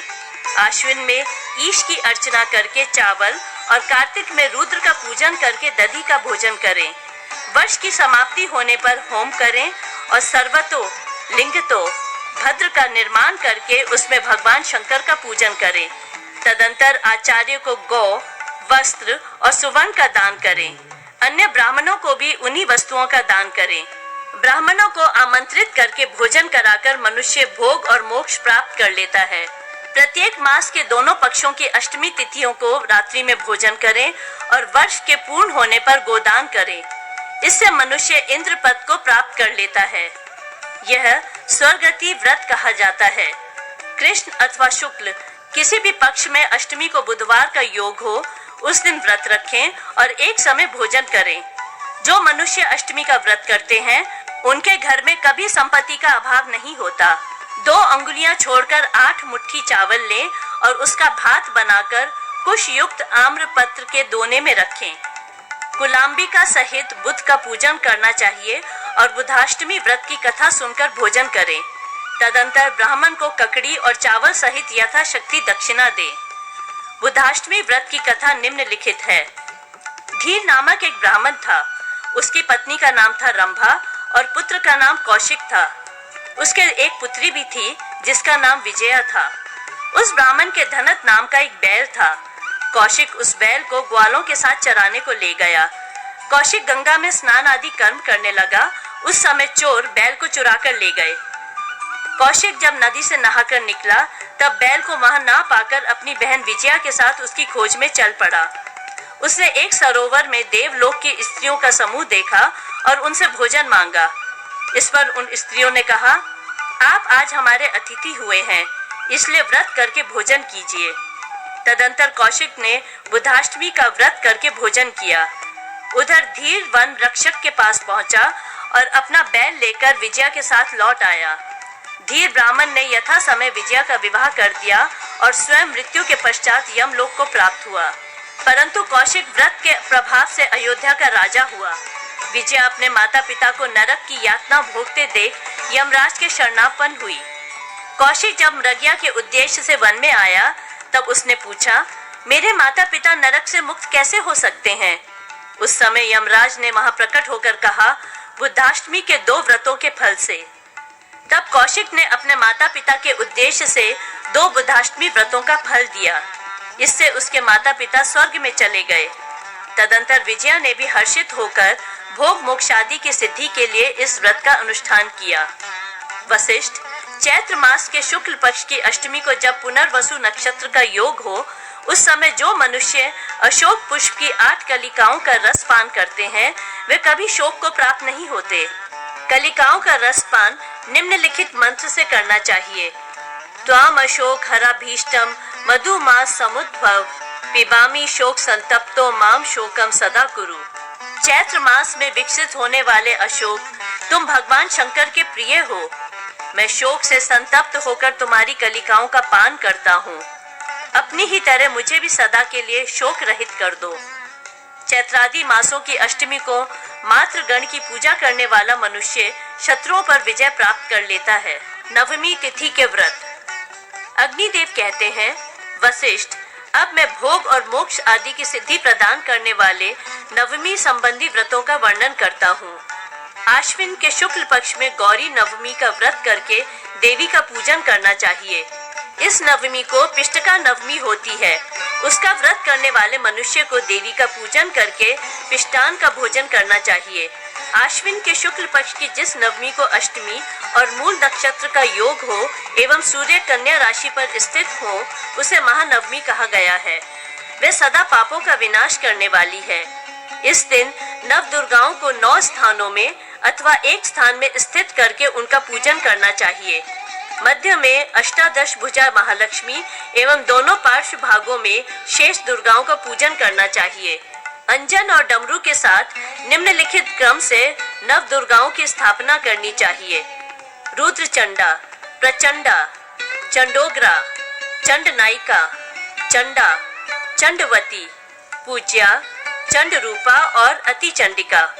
इन सब के मध्य भाग में अष्टादश भुजा उग्र चंडा महिष मर्दिनी दुर्गा का पूजन करना चाहिए। ओम दुर्गे दुर्गे रक्षसी स्वाहा, ये दशाक्षर मंत्र है। जो मनुष्य इस विधि से पूर्वोक्त दशाक्षर मंत्र का जप करता है वह किसी से भी बाधा नहीं प्राप्त करता। भगवती दुर्गा अपने वाम करों में कपाल, खेटक, घंटा, दर्पण, तर्जनी मुद्रा, धनुष, ध्वजा, डमरू और पाश एवं दक्षिण करों में शक्ति, मुद्गर, त्रिशूल, वज्र, खड्ग, भाला, अंकुश, चक्र तथा शलाका लिए हुए हैं। उनके इन आयुधों की भी अर्चना करें। फिर काली काली आदि मंत्र का जप करके खड्ग से पशु का वध करें।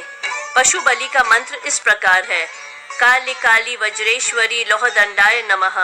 बलि पशु का रुधिर और मांस पूतनाय नमः कहकर नैऋत्य कोण में, पाप राक्षसे नमः कहकर वायव्य कोण में, चरक्य नमः कहकर ईशान कोण में एवं विदारिकाय नमः कहकर अग्नि कोण में उनके उद्देश्य से समर्पित करे। राजा उसके सम्मुख स्नान करे और स्कंद एवं विशाख के निमित्त पिष्ट निर्मित शत्रु की बलि दे। रात्रि में ब्राह्मी आदि शक्तियों का पूजन करे। जयंती, मंगला, काली, भद्रकाली, कपालिनी, दुर्गा, शिवा, क्षमा, धात्री, स्वाहा, स्वधा नमोस्तुते। जयंती, मंगला, काली, भद्रकाली, कपालिनी, दुर्गा, शिवा, क्षमा, धात्री, स्वाहा और स्वधा, इन नामों से प्रसिद्ध जगदम्बिके, तुम्हें मेरा नमस्कार हो। आदि मंत्रों से देवी की स्तुति करे और देवी को पंचामृत से स्नान करा के उनकी विविध उपचारों से पूजा करे। देवी के उद्देश्य से किया हुआ ध्वज दान, रथ यात्रा एवं बलिदान कर्म अभीष्ट वस्तुओं की प्राप्ति कराने वाला है। दशमी तिथि के व्रत। अग्निदेव कहते हैं, वशिष्ठ, अब मैं दशमी संबंधी व्रत के विषय में कहता हूँ, जो धर्म कामादि की सिद्धि करने वाला है। दशमी को एक समय भोजन करें और व्रत के समाप्त होने पर 10 गौओं और स्वर्णमयी प्रतिमाओं का दान करें। ऐसा करने से मनुष्य ब्राह्मण आदि चारों वर्णों का अधिपति होता है। एकादशी तिथि के व्रत। अग्निदेव कहते हैं, वशिष्ठ, अब मैं भोग और मोक्ष प्रदान करने वाले एकादशी व्रत का वर्णन करूंगा। व्रत करने वाला दशमी को मांस और मैथुन का परित्याग कर दे एवं भजन भी नियमित करे। दोनों पक्षों की एकादशी को भोजन न करे। द्वादशी विधवा एकादशी में स्वयं श्री हरि स्थित होते हैं, इसलिए द्वादशी विधवा एकादशी के व्रत का त्रयोदशी को पारण करने से मनुष्य 100 यज्ञों का पुण्य फल प्राप्त करता है। जिस दिन के पूर्व भाग में एकादशी कला मात्र अवशिष्ट हो और शेष भाग में द्वादशी व्याप्त हो, उस दिन एकादशी का व्रत करके त्रयोदशी में पारण करने से 100 यज्ञों का पुण्य प्राप्त होता है। दशमी विधवा एकादशी को कभी उपवास नहीं करना चाहिए, क्योंकि वह नरक की प्राप्ति कराने वाली है। एकादशी को निराहार रहकर दूसरे दिन यह कहकर भोजन करें, पुंडरीकाक्ष, मैं आपकी शरण ग्रहण करता हूँ।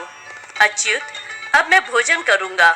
शुक्ल पक्ष की एकादशी को जब पुष्य नक्षत्र का योग हो, उस दिन उपवास करना चाहिए। वह अक्षय फल प्रदान करने वाली है और पाप नाशिनी कही जाती है। श्रवण नक्षत्र से युक्त द्वादशी विधवा एकादशी विजया नाम से प्रसिद्ध है और भक्तों को विजय देने वाली है।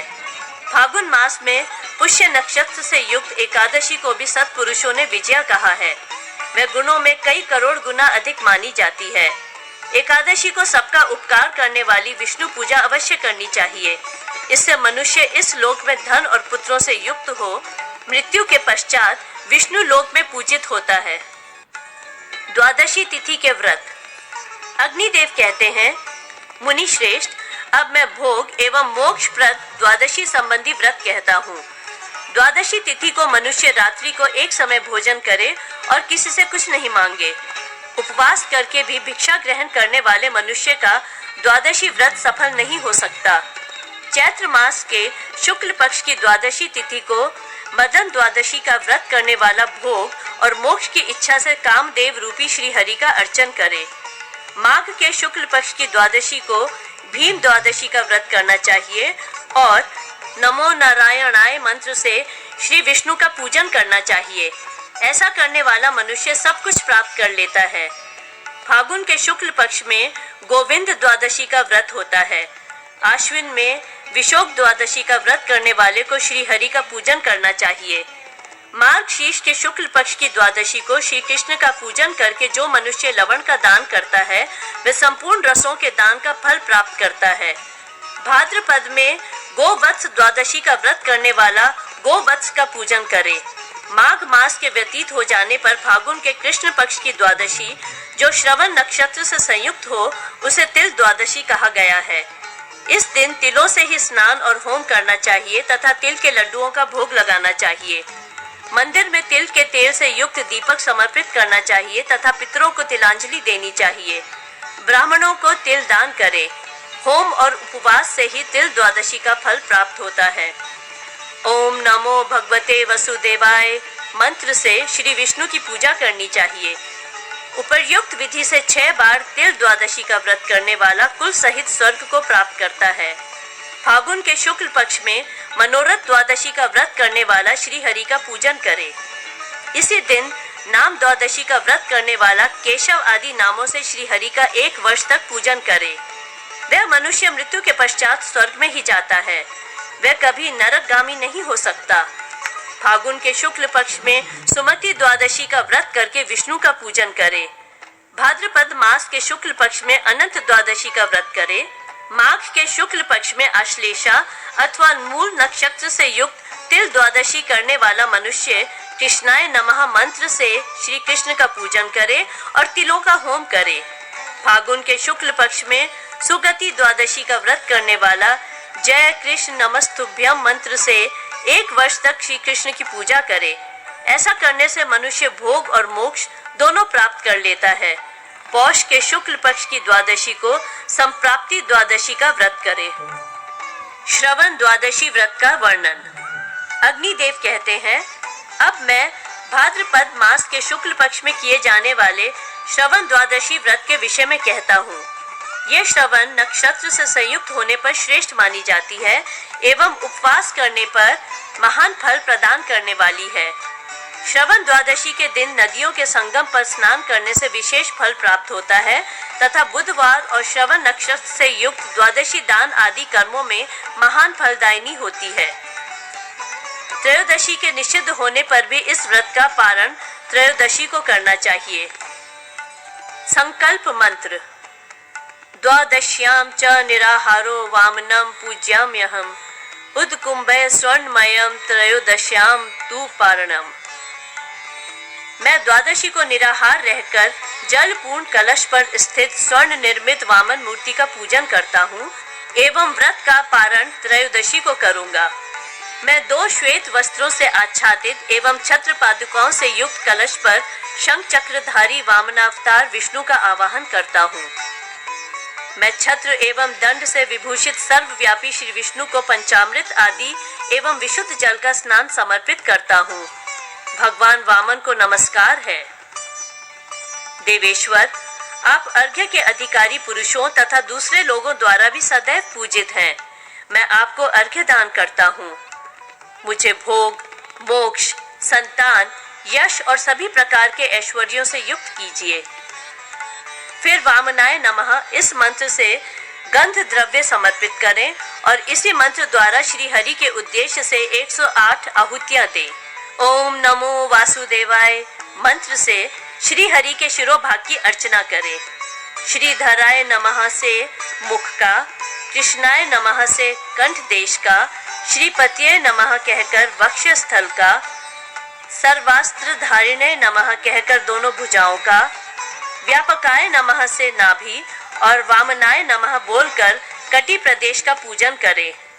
त्रैलोक्य जननाय नमः मंत्र से भगवान वामन के उपस्थ की, सर्वाधिपत्य नमः से दोनों जंघाओं की एवं सर्वात्मने नमः कहकर श्री विष्णु के चरणों की पूजा करें। तदंतर वामन भगवान को घृत सिद्ध नैवेद्य और दही भात से परिपूर्ण कुंभ समर्पित करें। रात्रि में जागरण करके प्रातःकाल संगम में स्नान करें। फिर गंध पुष्प आदि से भगवान का पूजन करके निम्नांकित मंत्र से पुष्पांजलि समर्पित करें।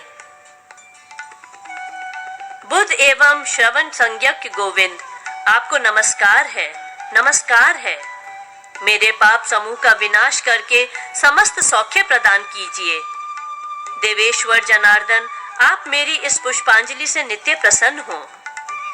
तत्पश्चात संपूर्ण पूजन द्रव्य इस मंत्र से किसी विद्वान ब्राह्मण को दे। भगवान वामन ने मुझे दान की बुद्धि प्रदान की है, वे ही दाता हैं। देय द्रव्य में भी स्वयं वामन स्थित हैं। वामन भगवान ही इसे ग्रहण कर रहे हैं और वामन ही मुझे प्रदान करते हैं। भगवान वामन नित्य सभी द्रव्यों में स्थित हैं। उन श्री वामन अवतार विष्णु का नमस्कार है, नमस्कार है। इस प्रकार ब्राह्मण को दक्षिणा सहित पूजन द्रव्य देकर ब्राह्मणों को भोजन करा के स्वयं भोजन करें। अखंड द्वादशी व्रत का वर्णन। अग्निदेव कहते हैं, अब मैं अखंड द्वादशी व्रत के विषय में कहता हूँ, जो समस्त व्रतों की संपूर्णता का संपादन करने वाली है। माघ शीर्ष के शुक्ल पक्ष की द्वादशी को उपवास करके भगवान श्री विष्णु का पूजन करें। व्रत करने वाला मनुष्य पंचगव्य मिश्रित जल से स्नान करे और उसी का पारण करे। इस द्वादशी को ब्राह्मण को जौ और धान से भरा हुआ पात्र दान दे। भगवान श्री विष्णु के सम्मुख इस प्रकार प्रार्थना करे, भगवान 7 जन्मों से मेरे द्वारा जो व्रत खंडित हुआ हो, आपकी कृपा से वह मेरे लिए अखंड फलदायक हो जाए। पुरुषोत्तम, जैसे आप इस अखंड चराचर विश्व के रूप में स्थित हैं, उसी प्रकार मेरे किए हुए समस्त व्रत अखंड हो जाएं। इस प्रकार माघ शीर्ष से आरंभ करके फागुन तक प्रत्येक मास में करना चाहिए। इस व्रत को 4 महीने तक करने का विधान है। चैत्र से आषाढ़ पर्यंत ये व्रत करने पर सत्तू से भरा हुआ पात्र दान करें। श्रावण से प्रारंभ करके इस व्रत को कार्तिक में समाप्त करना चाहिए। उपर्युक्त विधि से अखंड द्वादशी का व्रत करने पर 7 जन्मों के खंडित व्रतों को यह सफल बना देता है। इसके करने से मनुष्य दीर्घ आयु, आरोग्य, सौभाग्य, राज्य और विविध भोग आदि प्राप्त करता है। त्रयोदशी तिथि के व्रत। अग्निदेव कहते हैं, अब मैं त्रयोदशी तिथि के व्रत कहता हूँ, जो सब कुछ देने वाले हैं। पहले मैं अनंग त्रयोदशी के विषय में बतलाता हूँ। पूर्व काल में अनंग कामदेव ने इसका व्रत किया था। माघ शीर्ष शुक्ला त्रयोदशी को कामदेव स्वरूप हर की पूजा करें। रात्रि में मधु का भोजन करें तथा तिल और अक्षत मिश्रित घृत का होम करें।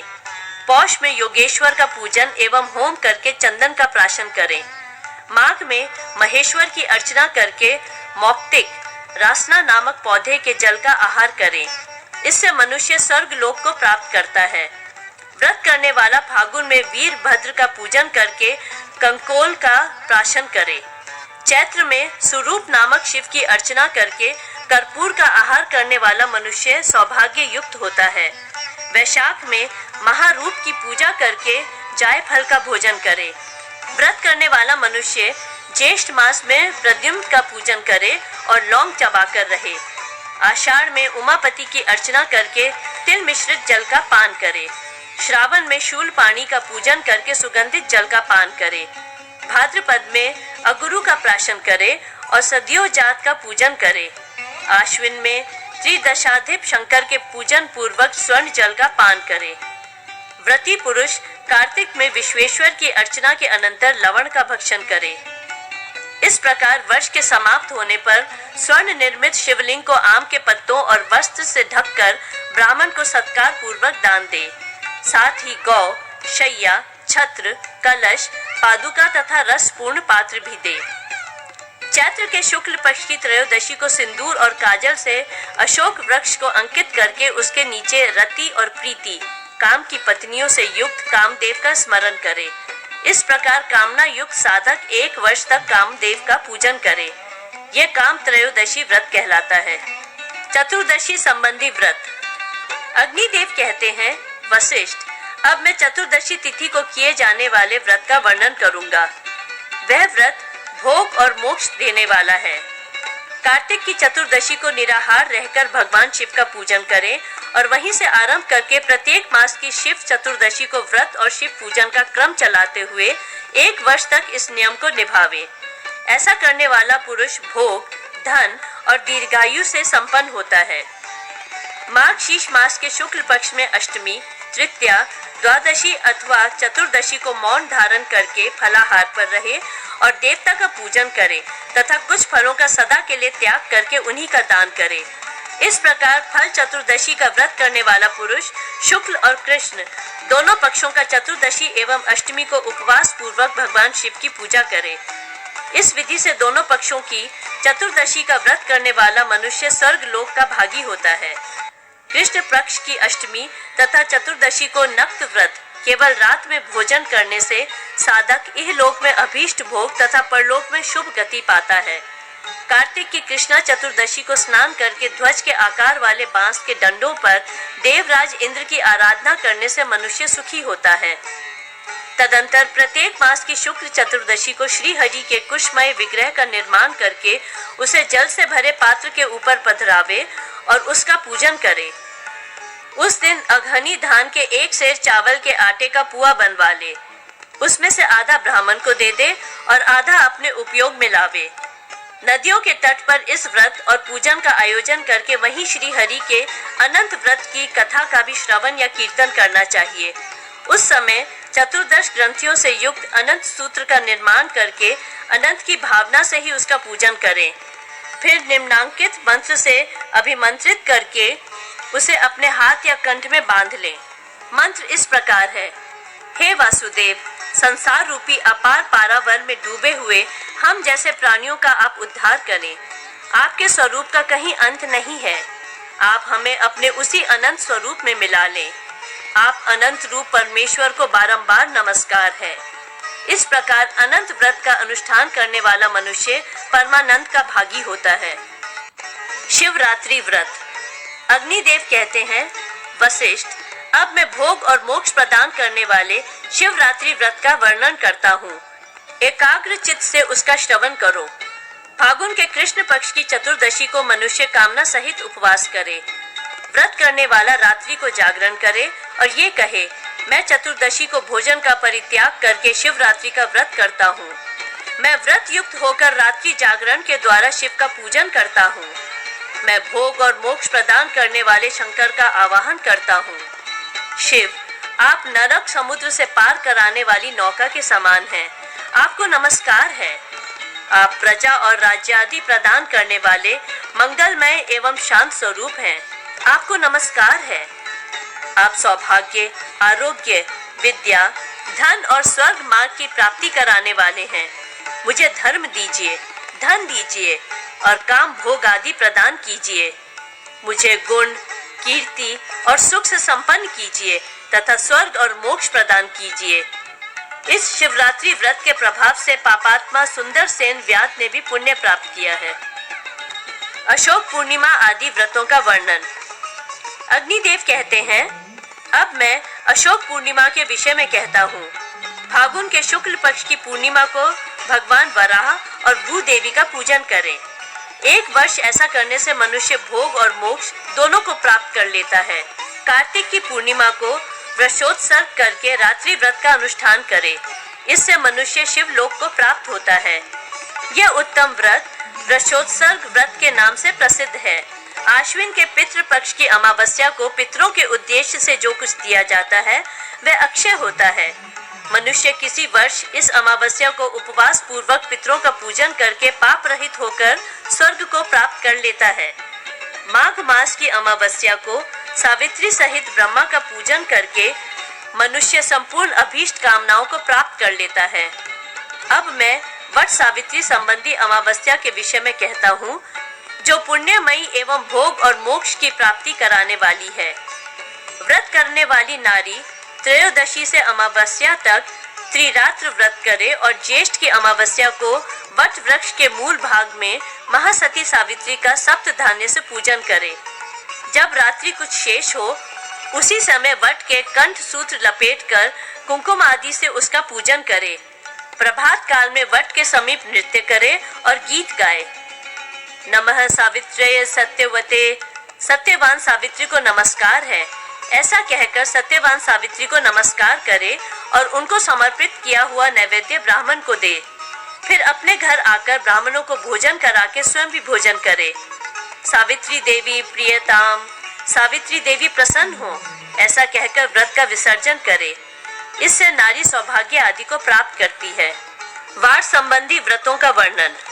अग्निदेव कहते हैं, वशिष्ठ, अब मैं भोग और मोक्ष प्रदान करने वाले वार संबंधी व्रतों का वर्णन करता हूँ। जब रविवार को हस्त अथवा पुनर्वसु नक्षत्र का योग हो तब पवित्र सर्व औषधि मिश्रित जल से स्नान करना चाहिए।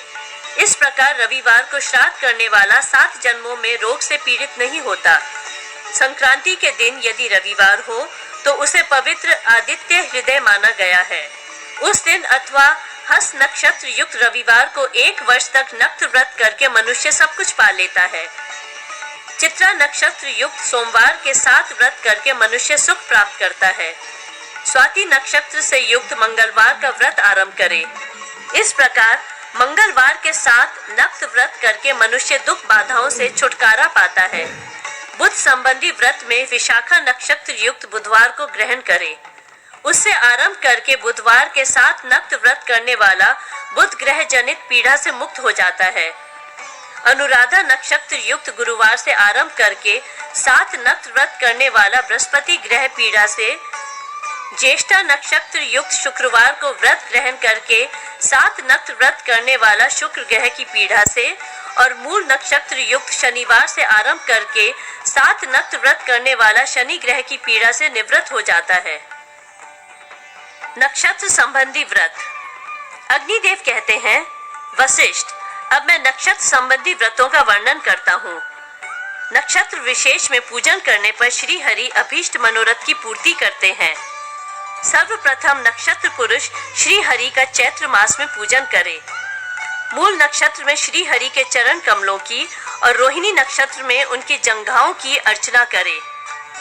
अश्विनी नक्षत्र के प्राप्त होने पर जानु युग्म का, पूर्वाषाढ़ा और उत्तराषाढ़ा में इनकी दोनों उरुओं का, पूर्वा फागुनी और उत्तरा फागुनी में उपस्थ का, कृतिका नक्षत्र में कटी प्रदेश का, पूर्वा भाद्रपदा और उत्तरा भाद्रपदा में पार्श्व भाग का, रेवती नक्षत्र में कुक्षी देश का, अनुराधा में स्तन युगल का, धनिष्ठा में पृष्ठ भाग का, विशाखा में दोनों भुजाओं का एवं पुनर्वसु नक्षत्र में अंगुलियों का पूजन करें। आश्लेषा में नखों का पूजन करके ज्येष्ठा में कंठ का यजन करें। श्रवण नक्षत्र में सर्वव्यापी श्री हरि के कर्णद्वय का और पुष्य नक्षत्र में वदन मंडल का पूजन करें। स्वाति नक्षत्र में उनके दांतों के अग्रभाग की, शतभिषा नक्षत्र में मुख की अर्चना करें, मघा नक्षत्र में नासिका की, मृगशिरा नक्षत्र में नेत्रों की, चित्रा नक्षत्र में ललाट की एवं आर्द्रा नक्षत्र में केश समूह की पूजा करें। वर्ष के समाप्त होने पर गुड़ से परिपूर्ण कलश पर श्री हरि की स्वर्णमयी मूर्ति की पूजा करके ब्राह्मण को दक्षिणा सहित शैया, गौ और धनादि का दान दे। सबके पूजनीय नक्षत्र पुरुष श्री विष्णु शिव से अभिन्न हैं, इसलिए शांभवायनीय शिव संबंधी व्रत करने वाले को कृतिका नक्षत्र संबंधी कार्तिक मास में और मृगशिरा नक्षत्र संबंधी मार्गशीर्ष मास में केशव आदि नामों एवं अच्युताय नमः आदि मंत्रों द्वारा श्री हरि का पूजन करना चाहिए। मैं कार्तिक मास की कृतिका नक्षत्र से युक्त पूर्णिमा तिथि को मास एवं नक्षत्र में स्थित श्री हरि का पूजन करूंगा तथा भोग एवं मोक्ष प्रदान करने वाले शांभवायनीय व्रत का अनुष्ठान करूंगा। जो केशव आदि महामूर्तियों के रूप में स्थित हैं और आयु एवं आरोग्य की वृद्धि करने वाले हैं, मैं उन सर्वप्रद भगवान अच्युत का आवाहन करता हूँ। व्रतकर्ता कार्तिक से माघ तक 4 मासों में सदा अन्न दान करे, फागुन से ज्येष्ठ तक खिचड़ी का और आषाढ़ से आश्विन तक खीर का दान करे। भगवान श्री हरि एवं ब्राह्मणों को रात्रि के समय नैवेद्य समर्पित करे। पंचगव्य के जल से स्नान एवं उसका आचमन करने से मनुष्य पवित्र हो जाता है। मूर्ति के विसर्जन के पूर्व भगवान को समर्पित किए हुए समस्त पदार्थों को नैवेद्य कहा जाता है, परंतु जगदीश्वर श्री हरि के विसर्जन के अनंतर वह तत्काल ही निर्माल्य हो जाता है। तदंतर भगवान से निम्नलिखित प्रार्थना करें। अच्युत, आपको नमस्कार है, नमस्कार है। मेरे पापों का विनाश हो और पुण्यों की वृद्धि हो। मेरे ऐश्वर्य और धनादि सदा अक्षय हो एवं मेरी संतान परंपरा कभी उच्छिन्न ना हो। परात्पर स्वरूप अप्रमेय परमेश्वर, जिस प्रकार आप पर से भी परे एवं ब्रह्म भाव में स्थित होकर अपनी मर्यादा से कभी च्युत नहीं होते हैं, उसी प्रकार आप मेरे मनोवांछित कार्य को सिद्ध कीजिए।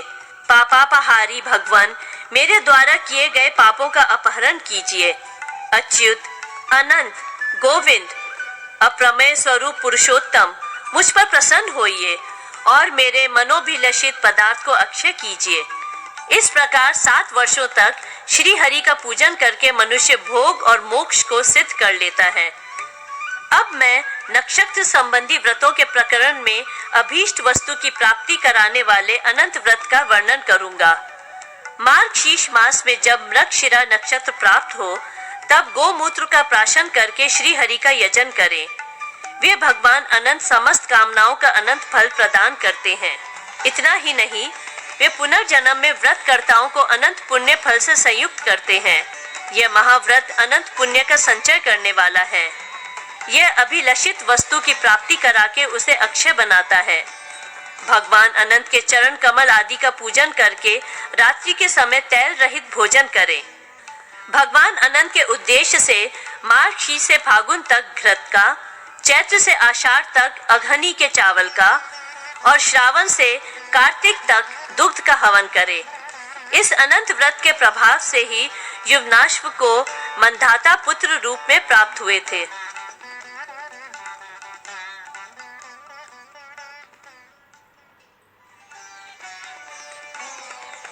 दिन संबंधी व्रत।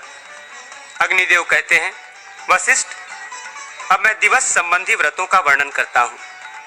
सबसे पहले धेनु व्रत के विषय में बतलाता हूँ। जो मनुष्य विपुल स्वर्ण राशि के साथ उभयमुखी गौ का दान करता है और 1 दिन तक पयोव्रत का आचरण करता है, वो परम पद को प्राप्त होता है। स्वर्णमय कल्प वृक्ष का दान देकर 3 दिन तक पयोव्रत करने वाला ब्रह्मपद को प्राप्त कर लेता है। इसे कल्प वृक्ष व्रत कहा गया है। 20 पल से अधिक स्वर्ण की पृथ्वी का निर्माण करा के दान दें और 1 दिन पयोव्रत का अनुष्ठान करें। केवल दिन में व्रत रखने से मनुष्य रुद्रलोक को प्राप्त होता है। जो प्रत्येक पक्ष की 3 रात्रियों में एक भूत व्रत रखता है, वो दिन में निराहार रहकर त्रिरात्र व्रत करने वाला मनुष्य विपुल धन प्राप्त करता है। प्रत्येक मास में 3 एक भुक्त नक्त वाला व्रत करने वाला गणपति के सायुज्य को प्राप्त होता है। जो भगवान जनार्दन के उपदेश से त्रिरात्र व्रत का अनुष्ठान करता है वो अपने 100 कुलों के साथ भगवान श्री हरि के वैकुंठ धाम को जाता है। व्रतानुरागी मनुष्य मार्गशीर्ष के शुक्ल पक्ष की नवमी से विधि पूर्वक त्रिरात्र व्रत प्रारंभ करे। नमो भगवते वासुदेवाय मंत्र का 1000 अथवा 100 बार जप करे। अष्टमी को एक भुक्त दिन में एक बार भोजन करना। व्रत और नवमी, दशमी, एकादशी को उपवास करें। द्वादशी को भगवान श्री विष्णु का पूजन करें। यह व्रत कार्तिक में करना चाहिए।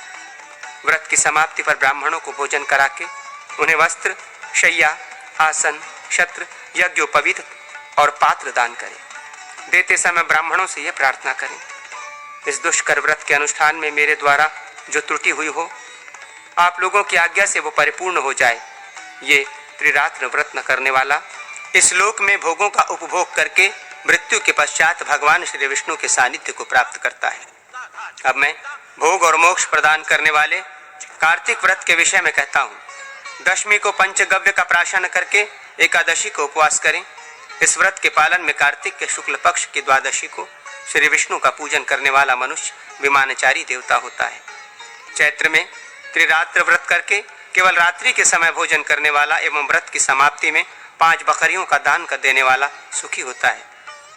कार्तिक के शुक्ल पक्ष की षष्ठी से आरंभ करके 3 दिन तक केवल दुग्ध पीकर रहे, फिर 3 दिन तक उपवास करें। इसे महेंद्र कक्ष कहा जाता है। कार्तिक के शुक्ल पक्ष की एकादशी को आरंभ करके पंचरात्र व्रत करें।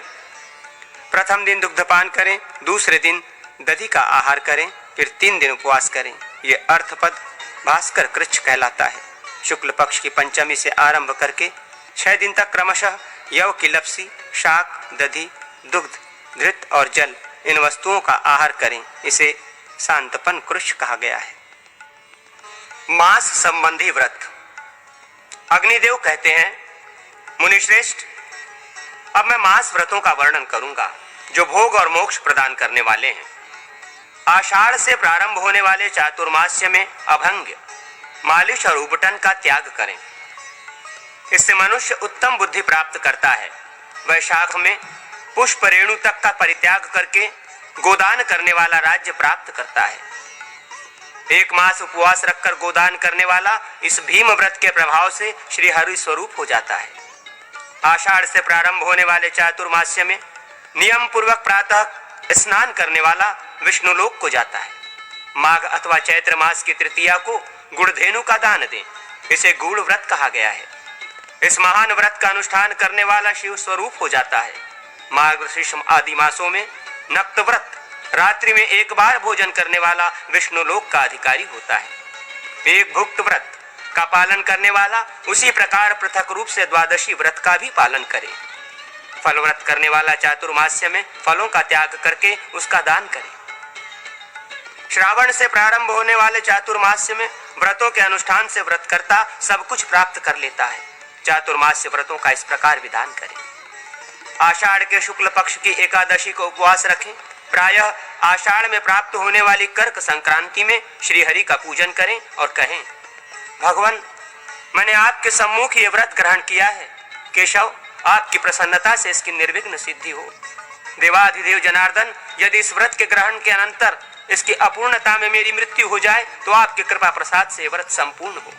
व्रत करने वाला द्विज, मांस आदि निषिद्ध वस्तुओं को और तेल का त्याग करके श्री हरि का यजन करे। 1 दिन के अंतर से उपवास रखकर त्रिरात्र व्रत करने वाला विष्णु लोक को प्राप्त होता है। चांद्रायण व्रत करने वाला विष्णु लोक का और मौन व्रत करने वाला मोक्ष का अधिकारी होता है। प्राजापत्य व्रत करने वाला स्वर्गलोक को जाता है। सत्तु और यव का भक्षण करके, दुग्ध आदि का आहार करके तथा पंचगव्य एवं जल पीकर कृच्छ व्रतों का अनुष्ठान करने वाला स्वर्ग को प्राप्त होता है। शाक, मूल और फल के आहार पूर्वक कृच्छ व्रत करने वाला मनुष्य वैकुंठ को जाता है। मांस और रस का परित्याग करके जौ का भोजन करने वाला श्री हरि के सानिध्य को प्राप्त करता है। अब मैं कौमुद व्रत का वर्णन करूंगा। आश्विन के शुक्ल पक्ष की एकादशी को उपवास रखें। द्वादशी को श्री विष्णु के अंगों में चंदनादि का अनुलेपन करके कमल और उत्पल आदि व पुष्पों से उनका पूजन करें। तदनंतर तिल तैल से परिपूर्ण दीपक और धृत सिद्ध पकवान का नैवेद्य समर्पित करें। श्री विष्णु को मालती पुष्पों की माला भी निवेदन करें। ओम नमो वासुदेवाय, इस मंत्र से व्रत का विसर्जन करें। इस प्रकार कौमुद व्रत का अनुष्ठान करने वाला धर्म, अर्थ, काम और मोक्ष चारों पुरुषार्थों को हस्तगत कर लेता है। मासोपवास व्रत करने वाला श्री विष्णु का पूजन करके सब कुछ प्राप्त कर लेता है। ऋतु, वर्ष, मास, संक्रांति आदि विभिन्न व्रतों का वर्णन। अग्निदेव कहते हैं, वशिष्ठ, अब मैं आपके सम्मुख ऋतु संबंधी व्रतों का वर्णन करता हूँ, जो भोग और मोक्ष को सुलभ करने वाले हैं। जो वर्षा, शरद, हेमंत और शिशिर ऋतु में ईंधन का दान करता है एवं व्रतांत में धृतधेनु का दान करता है, वो अग्निव्रत का पालन करने वाला मनुष्य दूसरे जन्म में ब्राह्मण होता है। जो 1 मास तक संध्या के समय मौन रहकर मासांत में ब्राह्मण को धृतकुंभ, तिल, घंटा और वस्त्र देता है, वो सारस्वत व्रत करने वाला मनुष्य सुख का उपभोग करता है। 1 वर्ष तक पंचामृत से स्नान करके गोदान करने वाला राजा होता है। चैत्र की एकादशी को नक्तभुक्त व्रत करके चैत्र के समाप्त होने पर विष्णु भक्त ब्राह्मण को स्वर्णमयी विष्णु प्रतिमा का दान करे। इस विष्णु संबंधी उत्तम व्रत का पालन करने वाला विष्णु पद को प्राप्त करता है। 1 वर्ष तक खीर का भोजन करके गोयुग्म का दान करने वाला इस देवी व्रत के पालन के प्रभाव से श्री संपन्न होता है। जो 1 वर्ष तक पितृदेवों को समर्पित करके भोजन करता है, वो राज्य को प्राप्त करता है। ये वर्ष संबंधी व्रत कहे गए हैं। अब मैं संक्रांति संबंधी व्रतों का वर्णन करता हूँ। मनुष्य संक्रांति की रात्रि को जागरण करने से स्वर्गलोक को प्राप्त होता है। जब संक्रांति अमावस्या तिथि में हो तो शिव और सूर्य का पूजन करने से स्वर्ग की प्राप्ति होती है। उत्तरायण संबिंदनी मकर संक्रांति में प्रातः काल स्नान करके भगवान श्री केशव की अर्चना करनी चाहिए। उद्यापन में 32 फल स्वर्ण का दान देकर वो संपूर्ण पापों से मुक्त हो जाता है। विषोवादी योगों में भगवान श्री हरि को धृत मिश्रित दुग्ध आदि से स्नान करा के मनुष्य सब कुछ प्राप्त कर लेता है। स्त्रियों के लिए उमाव्रत लक्ष्मी प्रदान करने वाला है। उन्हें तृतीया और अष्टमी तिथि को गौरी शंकर की पूजा करनी चाहिए। इस प्रकार शिव पार्वती की अर्चना करके नारी अखंड सौभाग्य को प्राप्त करती है और उसे कभी पति का वियोग नहीं होता। मूल व्रत एवं उमेश व्रत करने वाली तथा सूर्य में भक्ति रखने वाली स्त्री दूसरे जन्म में अवश्य पुरुषत्व को प्राप्त करती है। दीपदान व्रत की महिमा एवं विदर्भ राजकुमारी ललिता का उपाख्यान। अग्निदेव कहते हैं, वशिष्ठ, अब मैं भोग और मोक्ष प्रदान करने वाले दीपदान व्रत का वर्णन करता हूँ। जो मनुष्य देव मंदिर अथवा ब्राह्मण के गृह में 1 वर्ष तक दीपदान करता है, वो सब कुछ प्राप्त कर लेता है। चातुर्मास्य में दीपदान करने वाला विष्णु लोक को और कार्तिक में दीपदान करने वाला स्वर्गलोक को प्राप्त होता है। दीपदान से बढ़कर न कोई व्रत है, न था और न होगा ही। दीपदान से आयु और नेत्र ज्योति की प्राप्ति होती है। दीपदान से धन और पुत्रादि की भी प्राप्ति होती है। दीपदान करने वाला सौभाग्य युक्त होकर स्वर्गलोक में देवताओं द्वारा पूजित होता है। विदर्भ राजकुमारी ललिता दीपदान के पुण्य से ही राजा चारुधर्मा की पत्नी हुई और उसकी 100 रानियों में प्रमुख हुई। उस साध्वी ने एक बार विष्णु मंदिर में सहस्त्र दीपों का दान किया। इस पर उसकी सपत्नियों ने उससे दीपदान का महात्म्य पूछा। उनके पूछने पर उसने इस प्रकार कहा। ललिता बोली, पहले की बात है, सौवीर राज के यहाँ मलेय नामक पुरोहित थे। उन्होंने देविका नदी के तट पर भगवान श्री विष्णु का मंदिर बनवाया। कार्तिक मास में उन्होंने दीपदान किया। बिलाव के डर से भागती हुई एक चूहिया ने अकस्मात अपने मुख के अग्रभाग से उस दीपक की बत्ती को बढ़ा दिया। बत्ती के बढ़ने से वह बूझता हुआ दीपक प्रज्वलित हो उठा। मृत्यु के पश्चात वही चूहिया राजकुमारी हुई और राजा चारुधर्मा की 100 रानियों में पटरानी हुई। इस प्रकार मेरे द्वारा बिना सोचे समझे जो विष्णु मंदिर के दीपक की वर्तिका बढ़ा दी गई, उसी पुण्य का मैं फल भोग रही हूँ। इसी से मुझे अपने पूर्व जन्म का स्मरण भी है, इसलिए मैं सदा दीपदान किया करती हूँ। एकादशी को दीपदान करने वाला स्वर्गलोक में विमान पर आरूढ़ होकर प्रमुदित होता है। मंदिर का दीपक हरण करने वाला गूंगा अथवा मूर्ख हो जाता है। वो निश्चय ही अंधता मिश्र नामक नरक में गिरता है, जिसे पार करना दुष्कर है। वहां रुदन करते हुए मनुष्यों से यमदूत कहता है, अरे अब यहाँ विलाप क्यों करते हो? यहाँ विलाप करने से क्या लाभ है? पहले तुम लोगों ने प्रमादवश सहस्त्रों जन्मों के बाद प्राप्त होने वाले मनुष्य जन्म की उपेक्षा की थी। वहां तो अत्यंत मोहयुक्त चित्त से तुमने भोगों के पीछे दौड़ लगाई। पहले तो वेश्यों का आस्वादन करके खूब हंसे थे, अब यहाँ क्यों रो रहे हो? तुमने पहले ही ये क्यों नहीं सोचा कि किए हुए कुकर्मों का फल भोगना पड़ता है? पहले जो परनारी का कुछ मर्दन तुम्हें प्रीतिकर प्रतीत होता था, वही अब तुम्हारे दुख का कारण हुआ है। मुहूर्त भर का वेश्यों का आस्वादन अनेक करोड़ वर्षों तक दुख देने वाला होता है। तुमने परस्त्री का अपहरण करके जो कुकर्म किया वो मैंने बतलाया। अब हाँ मात कहकर विलाप क्यों करते हो? भगवान श्री हरि के नाम का जिह्वा से उच्चारण करने में कौन सा बड़ा भार है? बत्ती और तेल अल्प मूल्य की वस्तुएं हैं और अग्नि तो वैसे भी सदा सुलभ है। इस पर भी तुमने दीपदान न करके विष्णु मंदिर के दीपक का हरण किया, वही तुम्हारे लिए दुखदाई हो रहा है। विलाप करने से क्या लाभ? अब तो जो यातना मिल रही है उसे सहन करो। अग्निदेव कहते हैं, ललिता की सौतें उसके द्वारा कहे हुए इस उपाख्यान को सुनकर दीपदान के प्रभाव से स्वर्ग को प्राप्त हो गई। इसलिए दीपदान सभी व्रतों से विशेष फलदायक है। नौ युहार्चन। अग्निदेव कहते हैं, वशिष्ठ अब मैं नौ युहार्चन की विधि बताऊंगा, जिसका उपदेश भगवान श्रीहरि ने नारद जी के प्रति किया था। पद्ममय मंडल के बीच में अम बीज से युक्त वासुदेव की पूजा करें, यथा अम वासुदेवाय नमः। आम बीज से युक्त संकर्षण का अग्निकोण में, अम बीज से युक्त प्रद्युम्न का दक्षिण में, अहम बीज वाले अनिरुद्ध का नैऋत्य कोण में, प्रणव युक्त नारायण का पश्चिम में, तत्सत ब्रह्म का वायव्य कोण में, ह्रीं बीज से युक्त विष्णु का और श्राम बीज से युक्त नरसिंह का उत्तर दिशा में, पृथ्वी और वराह का ईशान कोण में तथा पश्चिम द्वार में पूजन करें।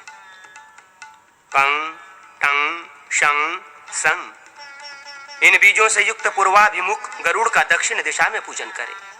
खंग छंग वंग हुं फट तथा खंग ठंग फंग शंग इन बीजों से युक्त गदा के चंद्रमंडल में पूजा करें।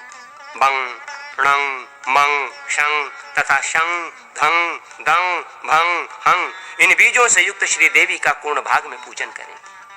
दक्षिण तथा उत्तर दिशा में गंग डंग बंग शंग इन बीजों से युक्त पुष्टि देवी की अर्चना करें।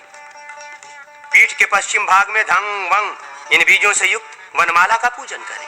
संग हंग लंग इन बीजों से युक्त श्री वत्स की पश्चिम दिशा में पूजा करें और शंग तंग यंग इन बीजों से युक्त कौस्तुभ का जल में पूजन करें। फिर दशमांग क्रम से विष्णु का और उनके अधोभाग में भगवान अनंत का उनके नाम के साथ नमः पद जोड़कर पूजन करें। 10 अंगादि का तथा महेंद्र आदि 10 दिक्पालों का पूर्वादि दिशाओं में पूजन करें। पूर्वादि दिशाओं में 4 कलशों का भी पूजन करें। तोरण, वितान, चंदोवा तथा अग्नि, वायु और चंद्रमा के बीजों से युक्त मंडलों का क्रमशः ध्यान करके अपने शरीर को वंदना पूर्वक अमृत से प्लावित करें। आकाश में स्थित आत्मा के सूक्ष्म रूप का ध्यान करके ये भावना करें कि वो चंद्रमंडल से झरे हुए श्वेत अमृत की धार में निमग्न है। प्लवन से जिसका संस्कार किया गया है वो अमृत ही आत्मा का बीज है। उस अमृत से उत्पन्न होने वाले पुरुष को आत्मा अपना स्वरूप माने। ये भावना करे कि मैं स्वयं ही विष्णु रूप से प्रकट हुआ हूँ। इसके बाद 12 बीजों का न्यास करें। क्रमशः वक्ष स्थल, मस्तक, शिखा, पृष्ठभाग, नेत्र तथा दोनों हाथों में हृदय, सिर, शिखा, कवच, नेत्रत्रय और अस्त्र इन अंगों का न्यास करें। दोनों हाथों में अस्त्र का न्यास करने के पश्चात साधक के शरीर में दिव्यता आ जाती है। जैसे अपने शरीर में न्यास करे वैसे ही देवता के विग्रह में भी करें तथा शिष्य के शरीर में भी उसी तरह न्यास करें। हृदय में जो श्री हरि का पूजन किया जाता है उसे निर्माल्य रहित पूजा कहा गया है। मंडल आदि में निर्माल्य सहित पूजा की जाती है। दीक्षा काल में शिष्यों के नेत्र बंधे रहते हैं। उस अवस्था में इष्ट देव के विग्रह पर वे जिस फूल को फेंके तद अनुसार ही उसका नामकरण करना चाहिए। शिष्यों को वाम भाग में बैठाकर अग्नि में तिल, चावल और घी की आहुति दें। 108 आहुतियां देने के पश्चात काय शुद्धि के लिए 1 सहस्र आहुतियों का हवन करें। नवव्यूह की मूर्तियों तथा अंगों के लिए 100 से अधिक आहुतियां देनी चाहिए। तदनंतर पूर्णाहुति देकर गुरु उन शिष्यों को दीक्षा दे तथा शिष्यों को चाहिए कि वे धन से गुरु की पूजा करें। देव पूजा के योग्य और अयोग्य पुष्प। अग्निदेव कहते हैं, वशिष्ठ भगवान श्री हरि पुष्प, गंध, धूप, दीप और नैवेद्य के समर्पण से ही प्रसन्न हो जाते हैं। मैं तुम्हारे सम्मुख देवताओं के योग्य एवं अयोग्य पुष्पों का वर्णन करता हूँ। पूजन में मालती पुष्प उत्तम है। तमाल पुष्प भोग और मोक्ष प्रदान करने वाला है। मल्लिका, मोतिया समस्त पापों का नाश करती है तथा युथिका, जूही विष्णुलोक प्रदान करने वाली है। अतिमुक्तक, मोगरा और लोग्र पुष्प विष्णुलोक की प्राप्ति कराने वाले हैं। करवीर कुसुमों से पूजन करने वाला वैकुंठ को प्राप्त होता है तथा जपा पुष्पों से मनुष्य पुण्य उपलब्ध करता है। पावंती, कुब्जक और तगर पुष्पों से पूजन करने वाला विष्णुलोक का अधिकारी होता है। कर्णिकार, कनेर द्वारा पूजन करने से वैकुंठ की प्राप्ति होती है एवं कुरुट, पीली कटसरैया के पुष्पों से किया हुआ पूजन पापों का नाश करने वाला होता है। कमल, कुंद एवं केतकी के पुष्पों से परम गति की प्राप्ति होती है। बाण पुष्प, बरबर पुष्प और कृष्ण तुलसी के पत्तों से पूजन करने वाला श्रीहरि के लोक में जाता है। अशोक, तिलक तथा आटरूष, अड़ुंस से के फूलों का पूजन में उपयोग करने से मनुष्य मोक्ष का भागी होता है। बिल्व पत्रों एवं शमी पत्रों से परम गति सुलभ होती है। तमाल दल तथा भृंगराज कुसुमों से पूजन करने वाला विष्णुलोक में निवास करता है। कृष्ण तुलसी, शुक्ल तुलसी, कलहार, उत्पल, पद्म एवं कोकनद ये पुष्प पुण्यप्रद माने गए हैं। भगवान श्रीहरि 100 कमलों की माला समर्पण करने से परम प्रसन्न होते हैं। नीप, अर्जुन, कदम्ब, सुगंधित बकुल, मौलसीरी, किशुक, पलाश, मुनि, अगस्त पुष्प, गोकर्ण, नागकर्ण, रक्त एरंड, संध्या पुष्पी, चमेली, विल्वातक, रजनी एवं केतकी तथा कुष्मांड, ग्राम करकटी, कुशकास, सरपत, विभीतक, मरुआ तथा अन्य सुगंधित पत्रों द्वारा भक्ति पूर्वक पूजन करने से भगवान श्री हरि प्रसन्न हो जाते हैं। इनसे पूजन करने वाले के पाप नाश होकर उसको भोग मोक्ष की प्राप्ति होती है। लक्ष्य स्वर्ण भार से पुष्प उत्तम है।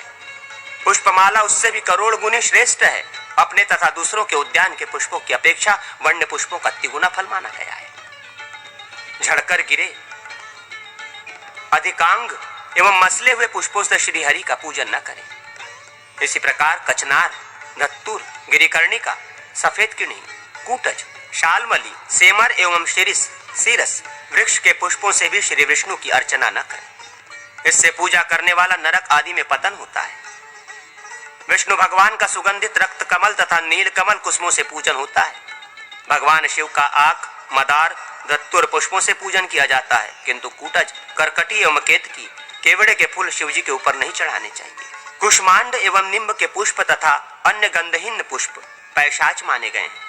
अहिंसा, इंद्रिय संयम, क्षमा, ज्ञान, दया एवं स्वाध्याय आदि 8 भाव पुष्पों से देवताओं का यजन करके मनुष्य भोग मोक्ष का भागी होता है। इनमें अहिंसा प्रथम पुष्प है, इंद्रिय निग्रह द्वितीय पुष्प है, संपूर्ण भूत प्राणियों पर दया तृतीय पुष्प है, क्षमा चौथा विशिष्ट पुष्प है। इसी प्रकार क्रमशः शम, तप एवं ध्यान 5वें, 6ठे और 7वें पुष्प है। सत्य 8वां पुष्प है। इनसे पूजित होने पर भगवान केशव प्रसन्न हो जाते हैं। इन 8 भाव पुष्पों से पूजा करने पर ही भगवान केशव संतुष्ट होते हैं। नरश्रेष्ठ, अन्य पुष्प तो पूजा के बाह्य उपकरण हैं। श्री विष्णु तो भक्ति एवं दया से समन्वित भाव पुष्पों द्वारा पूजित होने पर परितुष्ट होते हैं। जलवारुण्य पुष्प है, धृत, दुग्ध, दधि, सौम्य पुष्प है, अन्नाजी प्राजापत्य पुष्प है, धूप दीप आग्नेय पुष्प है, फल पुष्पादि पंचम वानस्पत्य पुष्प है, कुशमूल आदि पार्थिव पुष्प है, गंध चंदन वायव्य कुसुम है, श्रद्धादि भाव वैष्णव प्रसन्न है। ये 8 पुष्पिकाएं हैं जो सब कुछ देने वाली हैं। आसन, योग पीठ, मूर्ति निर्माण, पंचांग न्यास तथा 8 पुष्पिकाएं ये विष्णु रूप है। भगवान श्री हरि पूर्वोक्त 8 पुष्पिका द्वारा पूजन करने से प्रसन्न होते हैं। इसके अतिरिक्त भगवान श्री विष्णु का वासुदेव आदि नामों से एवं श्री शिव का ईशान आदि नाम से पुष्पों से भी पूजन किया जाता है। नरकों का वर्णन। अग्निदेव कहते हैं, वशिष्ठ, अब मैं नरकों का वर्णन करता हूं। भगवान श्री विष्णु का पुष्पादि उपचारों से पूजन करने वाले नरक को नहीं प्राप्त होते।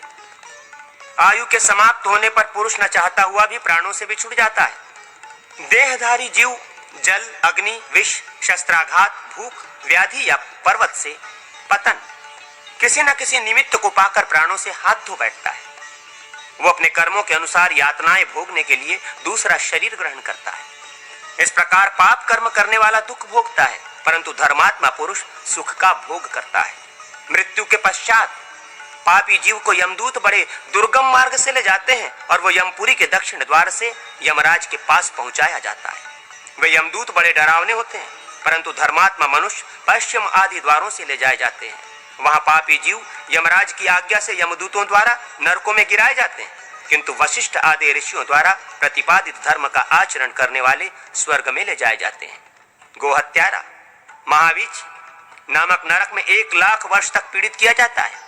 ब्रह्मघाती अत्यंत दहकते हुए ताम्र कुंभ नामक नरक में गिराए जाते हैं और भूमि का अपहरण करने वाले पापी को महाप्रलय काल तक रौरव नरक में धीरे धीरे दुख सह पीड़ा दी जाती है। स्त्री, बालक अथवा वृद्धों का वध करने वाले पापी 14 इंद्रों के राज्य काल पर्यंत महारौरव नामक रौद्र नरक में क्लेश भोगते हैं। दूसरों के घर और खेत को जलाने वाले अत्यंत भयंकर महारौरव नरक में 1 कल्प पर्यंत पकाए जाते हैं। चोरी करने वाले को तामिश्र नामक नरक में गिराया जाता है। इसके बाद उसे अनेक कल्पों तक यमराज के अनुचर भालों से बींधते रहते हैं और फिर महातमिश्र नरक में जाकर वो पापी सर्पों और जोंकों द्वारा पीड़ित किया जाता है। मात्र घाती आदि मनुष्य असिपत्र वन नामक नरक में गिराए जाते हैं। वहां तलवारों से उनके अंग तब तक काटे जाते हैं जब तक ये पृथ्वी स्थित रहती है। जो इस लोक में दूसरे प्राणियों के हृदय को जलाते हैं वे अनेक कल्पों तक क्रम्भवालु का नरक में जलती हुई रेत में भुने जाते हैं। दूसरों को बिना दिए अकेले मिष्टान्न भोजन करने वाला काकोल नामक नरक में कीड़ा और विष्ठा का भक्षण करता है। पंच महायज्ञ और नित्य कर्म का परित्याग करने वाला कुट्टल नामक नरक में जाकर मूत्र और रक्त का पान करता है। अभक्ष वस्तु का भक्षण करने वाले को महादुर्गंधमय नरक में गिरकर रक्त का आहार करना पड़ता है। दूसरों को कष्ट देने वाला तैलपाक नामक नरक में तिलों की भांति पेरा जाता है। शरणागत का वध करने वाले को भी तेलपाक में पकाया जाता है। यज्ञ में कोई चीज देने की प्रतिज्ञा करके ना देने वाला, निरुच्छास में रस विक्रय करने वाला वज्रकटह नामक नरक में और असत्य भाषण करने वाला महापात नामक नरक में गिराया जाता है।